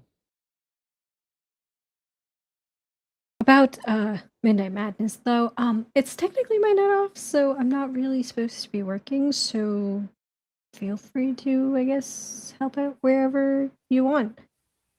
And I think if Tender would allow it, Adet would try and help you set up your shop specifically and help you put out all of your stuff that you've got. Because I think they're very intrigued by your wares after the map. I have so many maps, and they're all these old vintage like leather cases, and you open it up, and there's like 12 different rolls in there that you can pull out. We don't set them all out because they can be damaged in the weather, but we leave them all open as though they're loaded and ready. There's many a map here, one to exciting nights, one to sad nights, one to heartbreak or heart growth, whatever they're really looking for. I light a candle. Selling a map is an intimate act. You're discussing where somebody wants to be, and there's a vulnerability there. And I'm saying all of this out loud to you as we're setting it up. It's a hyperfixation, so he'll go on for a while. You talk about maps like they're rituals or spells. I mean, they're what helped people find the way for a long time. If I had to put a technical or utilitarian purpose on a spell, like that would be one of them. I just think maybe magic's different than we understand. And I think Adet is like chewing on the words, trying to find the right way to say this that won't come off as rude. And they say, and this is real. I mean, what's that all about, right? That's the question. I'm not sure. I wish I'd had maps a few times in my life that could have maybe made me make different decisions, or maybe sooner decisions, or later ones. And to have that at the time would have felt like magic. To find it after just feels normal. So maybe the magic of a map just depends on when you get it. And looking out over the like moon rising over Merchant's Row, maybe a little tired of having been to these for so many years tonight, but happy to be here setting it up with you. Then Music give- is. Oh, go ahead. Give me a map. Anyone that you think is gonna help me go where I need to go. He And rubs I his hands am- together. And I'm doing the weak move, asking, what do you think is best for me to do next? Oh, fantastic. Maybe not track me. I think once again I'll respond with the strong move, enchant any item with one use of your spell, which once again is perfect direction, is my one spell. So looking at all these maps, not all of them are for everyone, certainly not. But looking at you and feeling like he knows you to an extent in a way that's not just surface. His eyes land on the right one and he kind of gets this grin. And the world's filled with more magic than you and I can even squander. And hands you a map. And I'm not sure what you're looking for, but I think this will get you there. And Adet takes it very carefully. And I think you can see on their face something between the dream and the world kind of blends together. Having not really gotten to participate fully in the war in all of these years, I think there's always been a level of separation for Adet. You know, they live more in the real than they do in the play. And I think for the first time in a long time, you're starting to see that those two worlds collapse into each other almost, and that distance kind of close a little bit. Thank you, I think. You made this space tonight, or you had a heavy hand in it, just so you understand. And there's an honor and a magic to that ritual as well, to preparing a space. There's old magic there, and the dusting of doorways and the setting of flowers. And y'all did a great job this year. I appreciate that. All right. Are we open? Where's the crowd? How many people are here? Who's in charge of this mob? I am going to make the strong move, reinterpret the dream via one of your secrets. The secret, of course, being the mutiny. As when Tender says that, and you see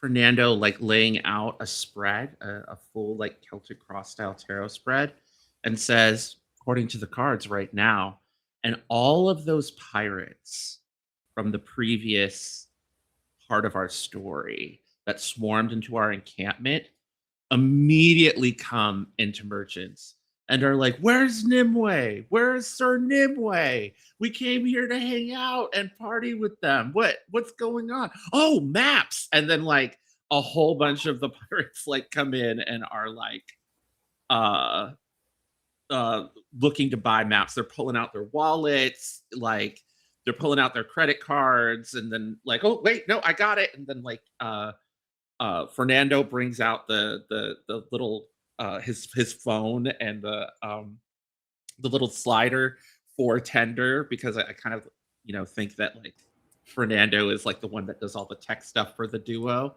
100 different nerds make the joke. What a strange contraption. Yes, this is my fairy box, and it collects your doubloons. And just on is everything okay?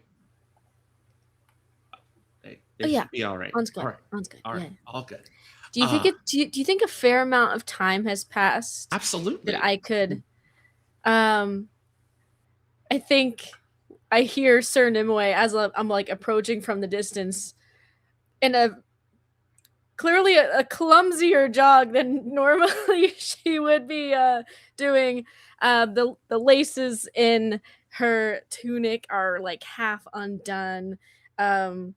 Her normally kind of well placed like curly wolf cut, like there's just pieces just kind of doing their own thing. Well, hey, I'm coming. I'm here. I said I'd be here. Hey. Come on in. You look great. Yeah. Were you Thanks. at like one of them is like, were you at Dockside? Yeah. Another Yeah. one like a corseted like pirate girl is like, ooh, it looks like you had a good time at Dockside. Look, we brought some drinks over. We're buying some maps. We're probably gonna have Fernando read our cards. Are you gonna be here for a little while? Gonna party it up with us here at Midnight Madness? Yeah. Yes. And kind of looks around to take stock of all of her friends to make sure everybody's in the same place. Mm-hmm. Yeah, Fernando is just everybody's like, here. Yeah, Fernando's reading cards already for people. What are you doing, Seraphim, in the midst of this mini party?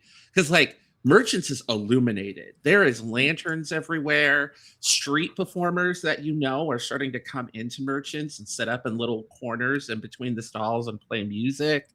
Oh yeah, I think while the setup has been happening, the bard has been doing what bards do and give inspiration by just trickling up and down the row, singing songs, using the regular move, starting a song and everyone sings along, just at like different points, and then walking away as they continue to sing, and then does the same thing further down. And yeah, has just been entertaining folks because it is late.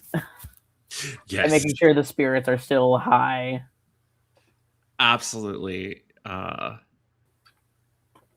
Yeah, I think like I think all the other street performers are also joining in, like singing along with you, and like there's just an air of celebration that has filled the market, and it's truly living up to the midnight moonlight madness of the event. Yeah. I think I kind of, if Seraphim will permit it, I think I kind of walk around with them and try to pull, like, just because it's such a joyous evening, I'm trying to pull people into the dance, almost like a march. Like people are joining along with the frivolity that you're trying to sow. And so anybody who looks like they're teetering on, do I want to dive in or do I want to stand back? Those are the people that Nimue takes strongly by the hand and pulls them out to kind of lean into what this night is about. There's probably still some rope burns around your wrist. Oh, for sure. Yeah. Yeah, I was about to. Yeah. Oh, yeah. Oh, yeah. I think when Nimue finally joined Seraphim, I'm going to pull the weak move, get involved in drama that is none of your business, and I will just quietly look over at them and say, was she everything you dreamed of? And more. Excellent. And more. And then given the fact that you... I'm reacting as if you're actually talking about me. Yeah. Don't you love GM-less games? Right. And then would Nimue helping, like, would this count as when someone displays affection or appreciation for you? Yeah. So Nimue gains a token. Yep. Oh. Yep. I love that. Yeah. It's just, do we feel like this is what the next 2 hours are like?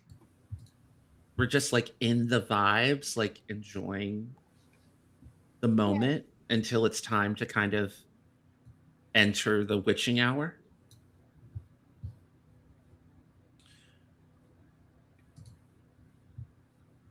So I want to team up with the dream a little bit as the as Merchant's Row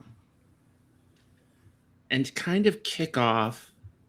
I feel like there's a moment where we're all packed up.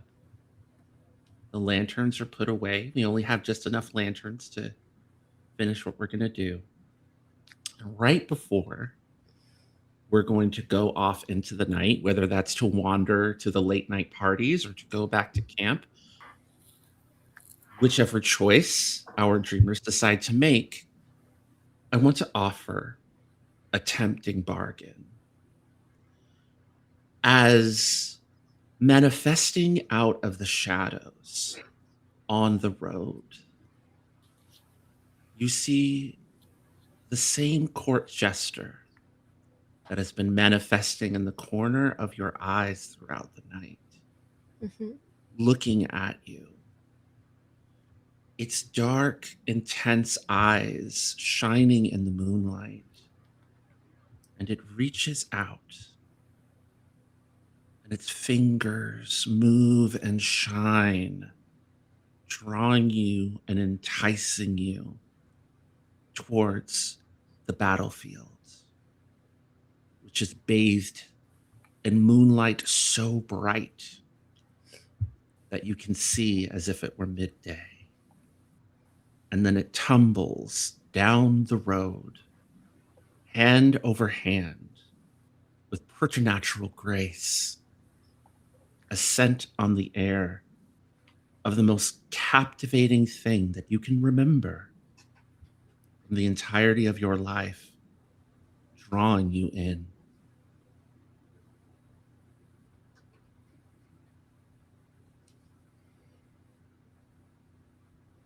What do you do?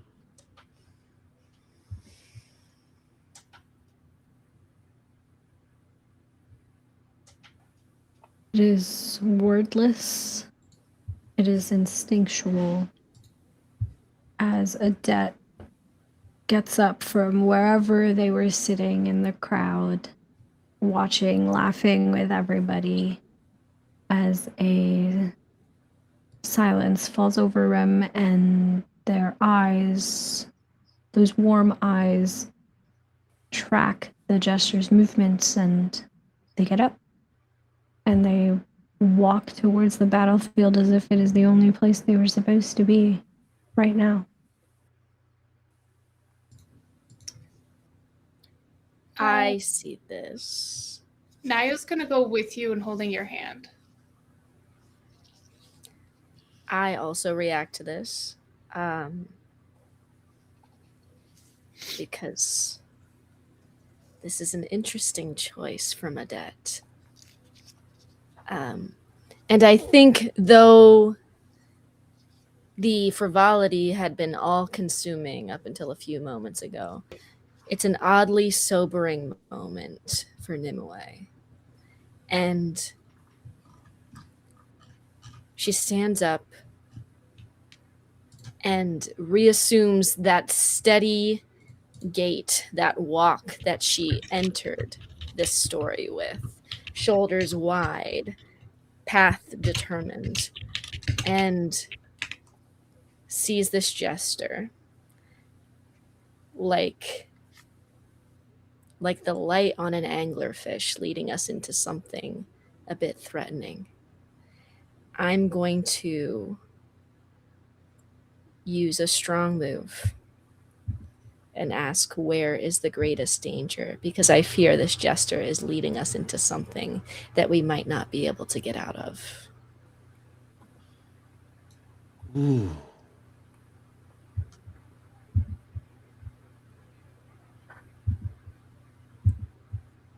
I would like to defer to the dream for this answer.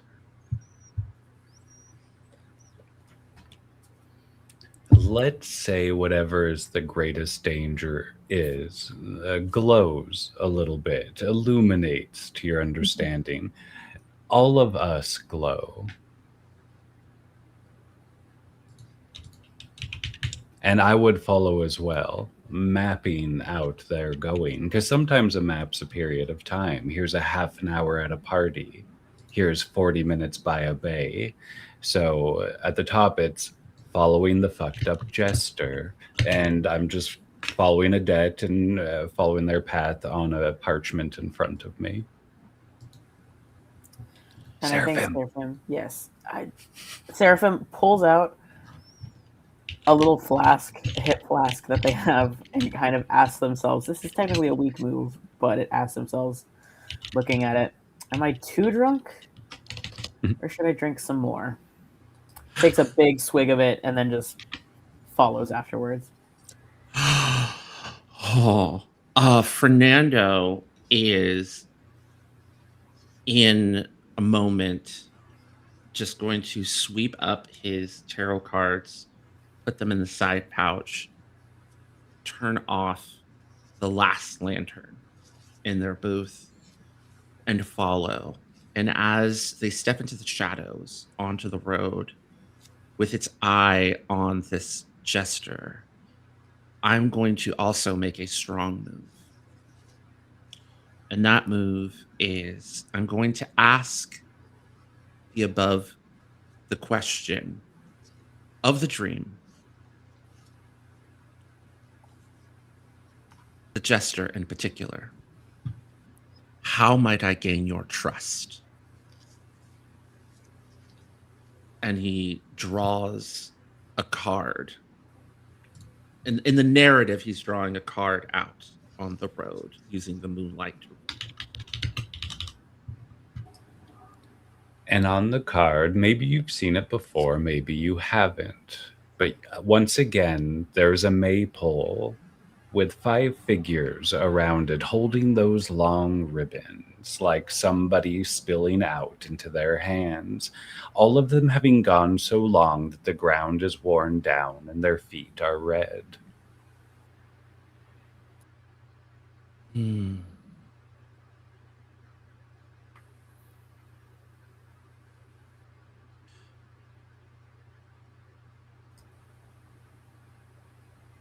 What do we see as we arrive at the battlefield?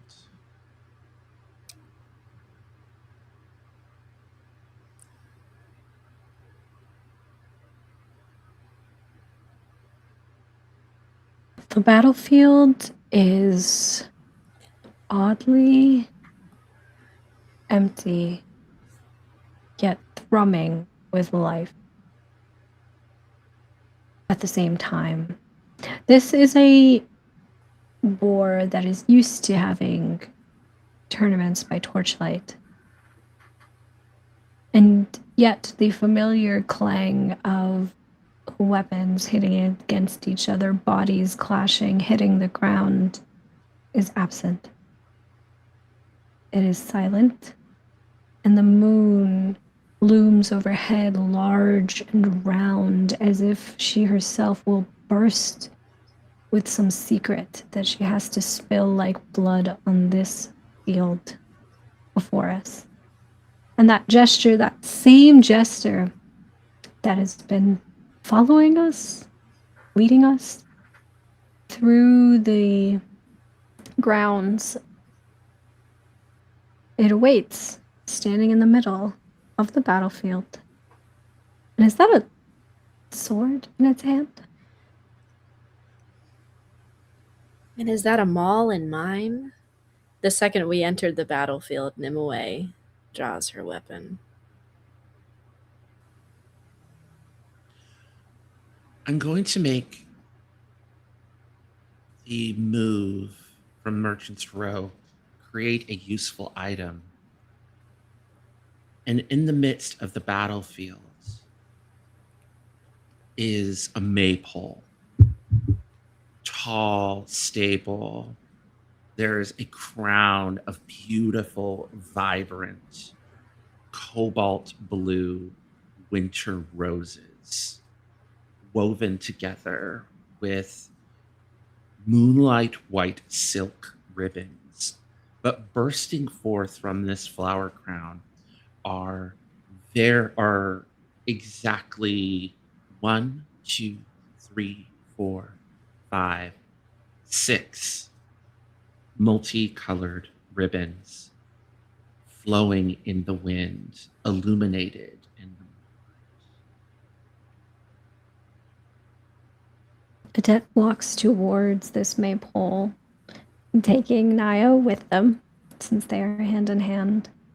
And they bring Naya's hand up to their lips, gently place a kiss on the back of her hand, and puts one of the ribbons in it, replacing their own hand with the ribbon.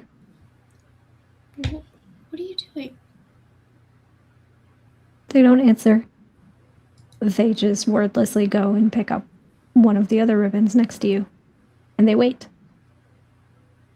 Fernando, knowing that it's the only way that this otherworldly being is going to trust him, cautiously follows Adet's lead, one eye staying on the sword wielding jester the whole time as he carefully entwines the ribbon in his hand. He fearfully glances at Tender.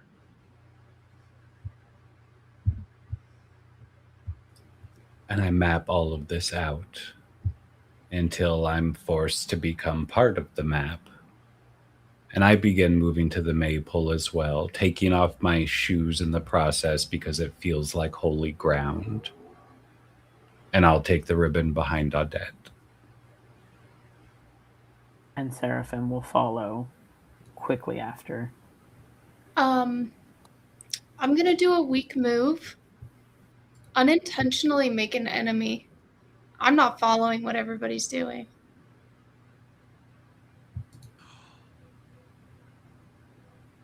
How does the jester respond to this flagrant disrespect of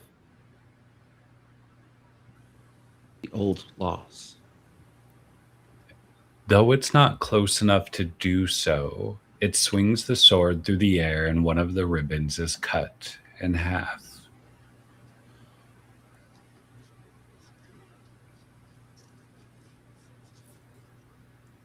Nimue approaches the jester first. Not necessarily with aggression, but will use a regular move to intimidate them with a steely gaze. And she slowly but surely, with quiet, determined footfalls, prowls around the jester, appraising, examining, like a lion would a zebra. Nimue, as you look, intimidate, examine this jester in the wide open expanse of the battlefield, underneath the large bulging moon, the stars winking at you, Mm-hmm. you recognize that you're vulnerable, exposed. And when you look at that gesture, whose face do you see?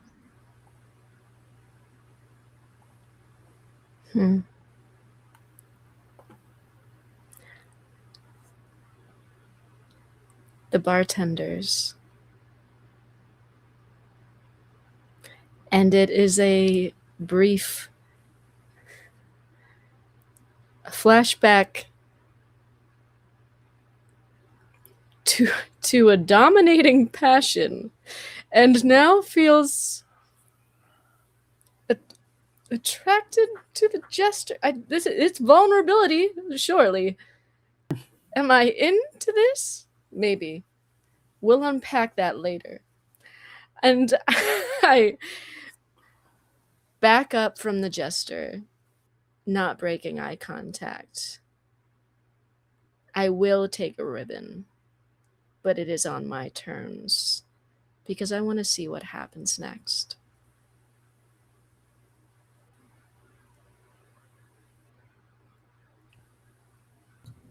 I don't know how I'm going to do this yet, but I want to get the idea out there.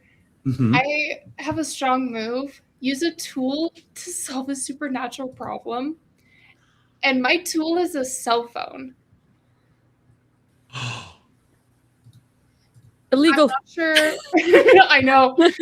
I'm not sure how she's going to utilize it yet, but I kind of want that to be spoken out in case like it suddenly comes to me when we need it.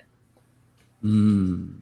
Cell phones got flashlights, a camera. Wait, so I'm like, but I'm wondering how exactly that can actually solve said problem. Actually, I have an idea. tell me your idea. Yes. My mother never wanted photographs taken of her. I asked her why. She would often say that a picture speaks 1,000 words, and then clarified that it's an indigenous belief. She told me that indigenous peoples, when the camera was first invented, believed that if a photograph was taken of you, it took your soul. Ooh. And my mother absolutely refused. Only on the rarest of occasions would she allow herself to have a photo taken. Hmm. I would like to offer to the table. I want to luxuriate in this scene for a moment, but I think a photo from this phone may be the vulnerability needed to defeat this very dangerous creature. But I would like to get everyone else's buy-in. That's better than what I was thinking, so I love that. I'm down, but I will make note of the fact that when I asked what the most dangerous thing was, Rara did not say the jester. No, Rara said us. us, yeah. So I So you still have to don't take know. a picture of us. I'll take a group photo, like almost like standing back panorama, like, all right, everybody see Everybody this. smile. So that's it. Yeah, that's what Naya's gonna do. Take a couple of steps back, bring out their phone, and take a photo. Rara, what happens in those moments that we all begin to dance with the ribbons before the camera flashes? The liminal space in between our visages being captured by the phone and us indulging in this ritual.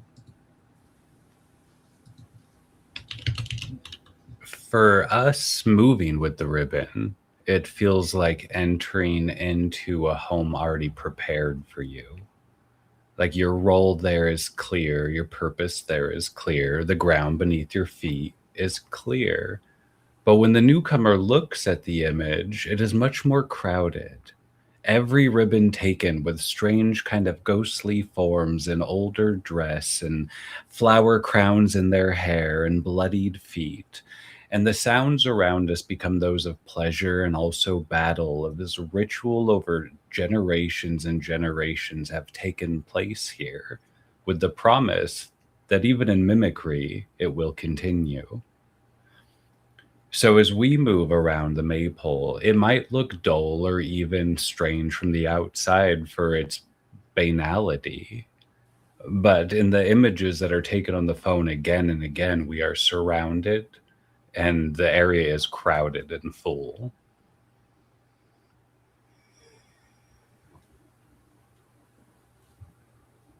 But I would like to ask the newcomer what the jester's face looks like in the pictures taken.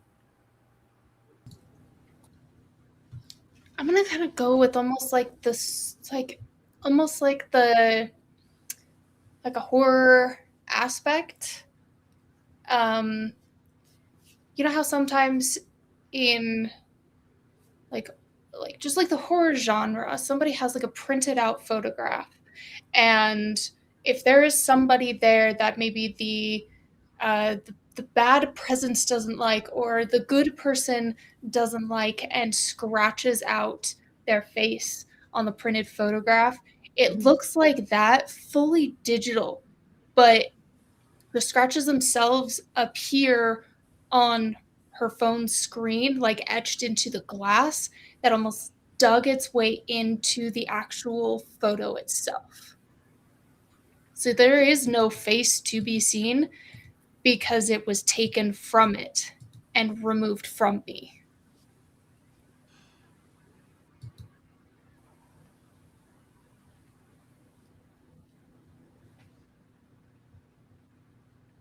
My version of the gesture was hotter. I just want to throw that out there. Oh, I know it was.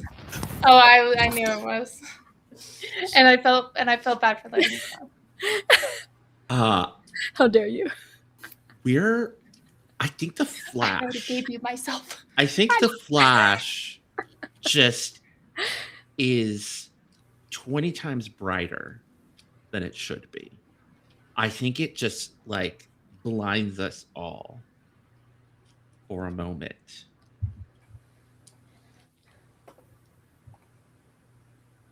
The maypole's gone. We're just in the battlefield. The entity is vanished. The maypole is no longer there. The moonlight is still bright. And you have an incredibly strange photograph or series of photos in your phone. I think those holding the ends of ribbons still are. They just dangle into the open air. Yes. And Adet comes back and they are almost like their breath is heavy and heaving, like they had been running or dancing for quite a long time, for hours even, and there's this residual manic energy in the air that feels like it is rippling out away from us as we come back. And I think Adet kind of like turns with this ribbon, and there's this echo of a laugh that escapes out of their throat as they look back at the rest of you.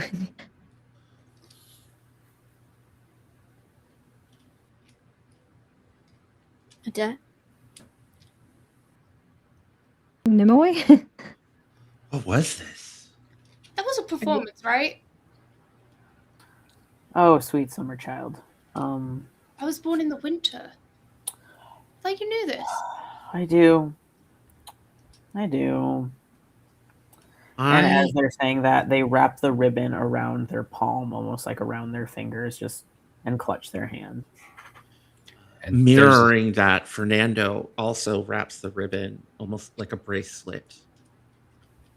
There's a subtle chiming, and Adet, the map given to you earlier there is almost just drawing your attention with a pulsation to it.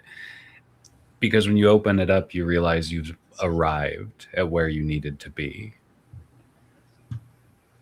And Adet looks down at this map and then looks up at Tender with this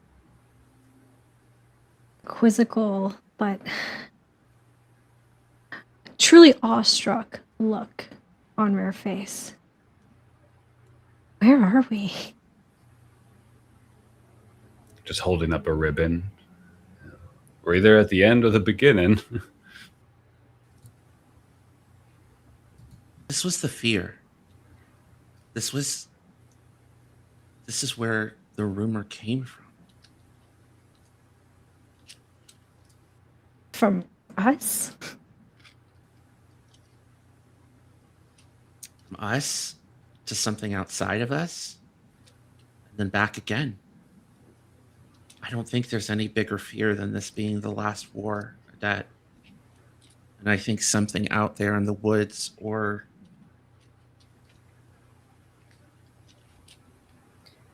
Listening to you say that, Nimue looks up at the moon. Do you think Adet? Do you think the secret has been dispelled? Was this it? Or does the moon still have something to say that it's not saying? You're all speaking very strangely.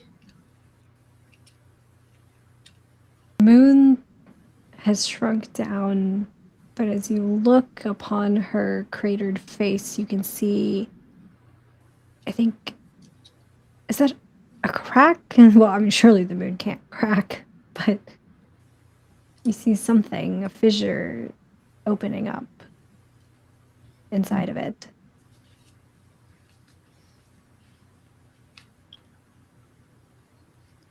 Speaking of pickled things, I have treats for everyone. Treats? Yeah.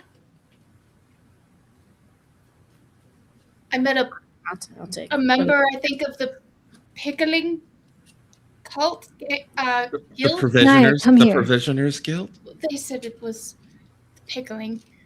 Naya, come here. What? Come here. She's gonna walk over slowly and like a little apprehensively. And Adet will hold out a hand, not the one that has the ribbon in it, but the other hand. She'll take it. Why don't we all just stay here for a while? Sure. It's a nice think- night.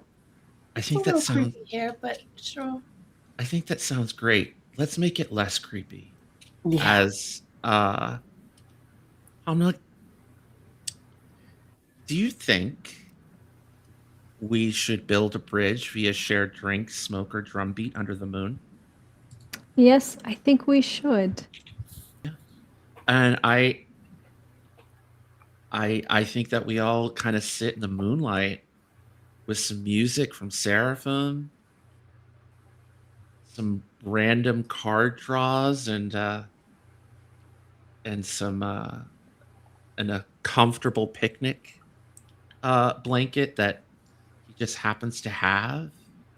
I light a blunt wrapped in the finest map paper. Yes. And Yes. pulling out one Yeah. of my maps of the moon. It's gonna I take you where start- you need to go. Yes, absolutely. And I pull out one of Absolutely. my maps of the moon and start writing that new fissure on it as the geography has changed. Absolutely. Nimue, what do you share while we're under the moon?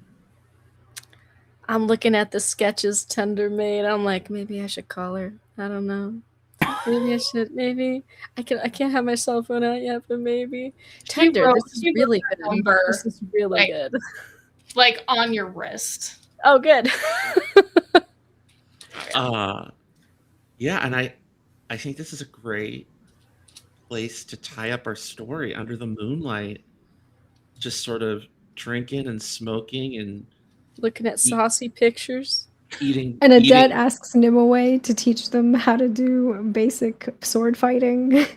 Oh, absolutely. try some expensive pickled foods from the Provisioners Guild. She really did intend to get everybody trinkets, but didn't exactly have time. Right.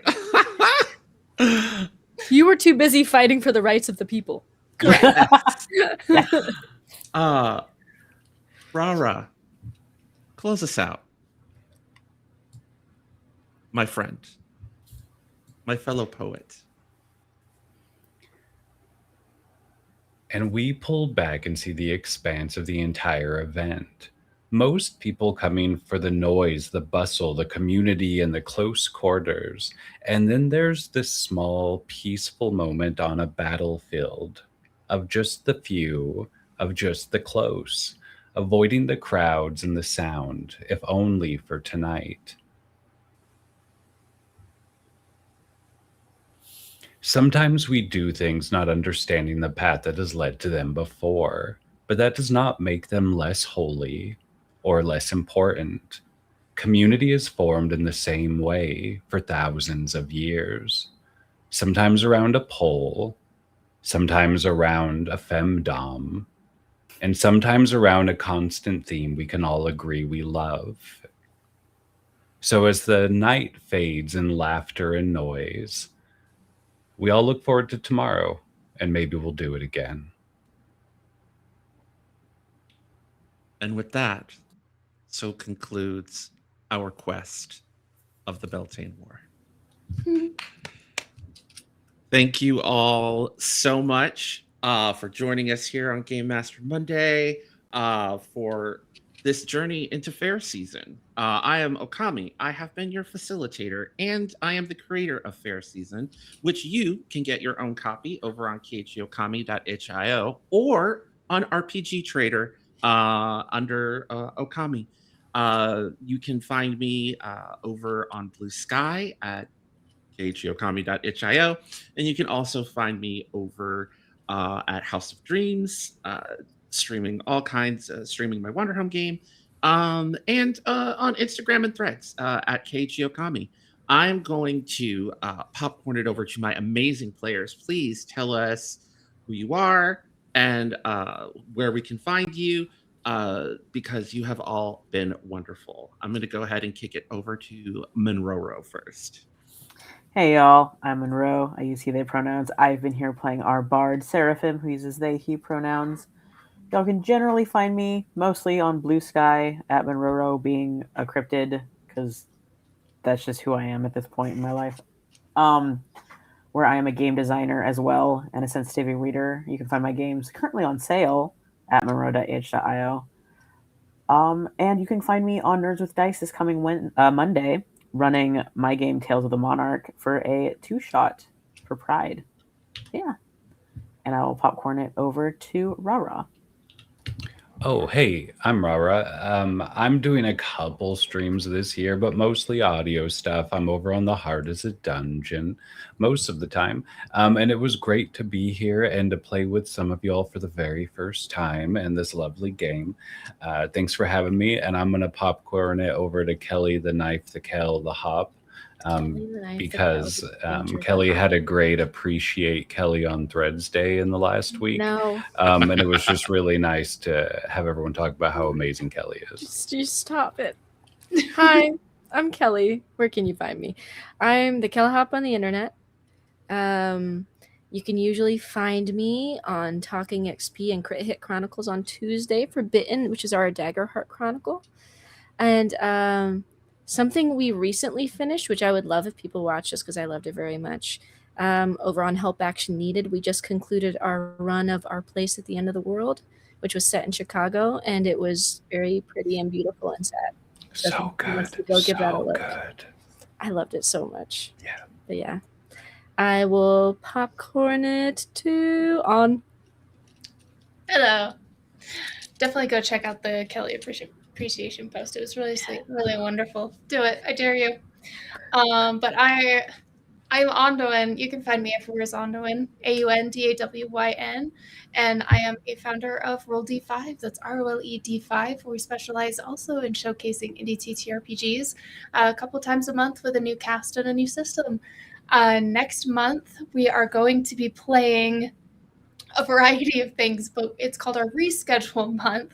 With some of the games that we were successfully able to reschedule is we're going to be playing those games. We have not lost hope for the others. They will still happen. We will make them happen. We're working on it. But other than that, I am very, very excited about coming back here to Game Master Monday for Castaway, when I am going to be playing Jonathan, a hopeless romantic who definitely doesn't have a secret, because everybody definitely doesn't have a secret, and you definitely shouldn't come try to figure out what everybody's secrets are, because nobody has them. That's weird. Yeah, That's crazy. Anyways, I'm really looking forward to that. I've been, just a little brag moment, I've been improving my, essentially my drag king makeup and trying to help morph my face to be more masculine, and I was very proud of myself for the photo. So I'm looking forward to that. It's going to be great. It's going to be wonderful. And I'm going to send it over to my in-game partner, Hamna. Hello, everyone. My name is Hamna. I use any and all pronouns, and I have been Adet Starfall. You can find me all over the social medias at Lilith TTRPG. I am a tabletop performer, producer, writer, game designer, all of the different things. I'm also the executive director of Tender Vicious Studios, which is a multimedia production studio that makes experimental art with intent. So if you liked magical realism like in Faire season, you should check out our actual play audio drama out right now called Laurie's House, and the tabletop system that we use in it called The Home We Remember, which I was the lead game designer and writer on. You can see all of that stuff on tendervicious.com or Tendervicious Studios on social media. And I will pass things back over to Hector. Thank you all so much for joining this. You all have been an incredible table. Thank you for going on this journey with me. Thank you to everyone who watched, everyone who donated for Castaway, and if, like I said, you want to go on your own Fair season journey, kgeokami.itch.io. It's only $15, and if you can't afford it, I have plenty of community copies. I want you to play my game, and I hope that you too embrace your inner dream. See you on the road.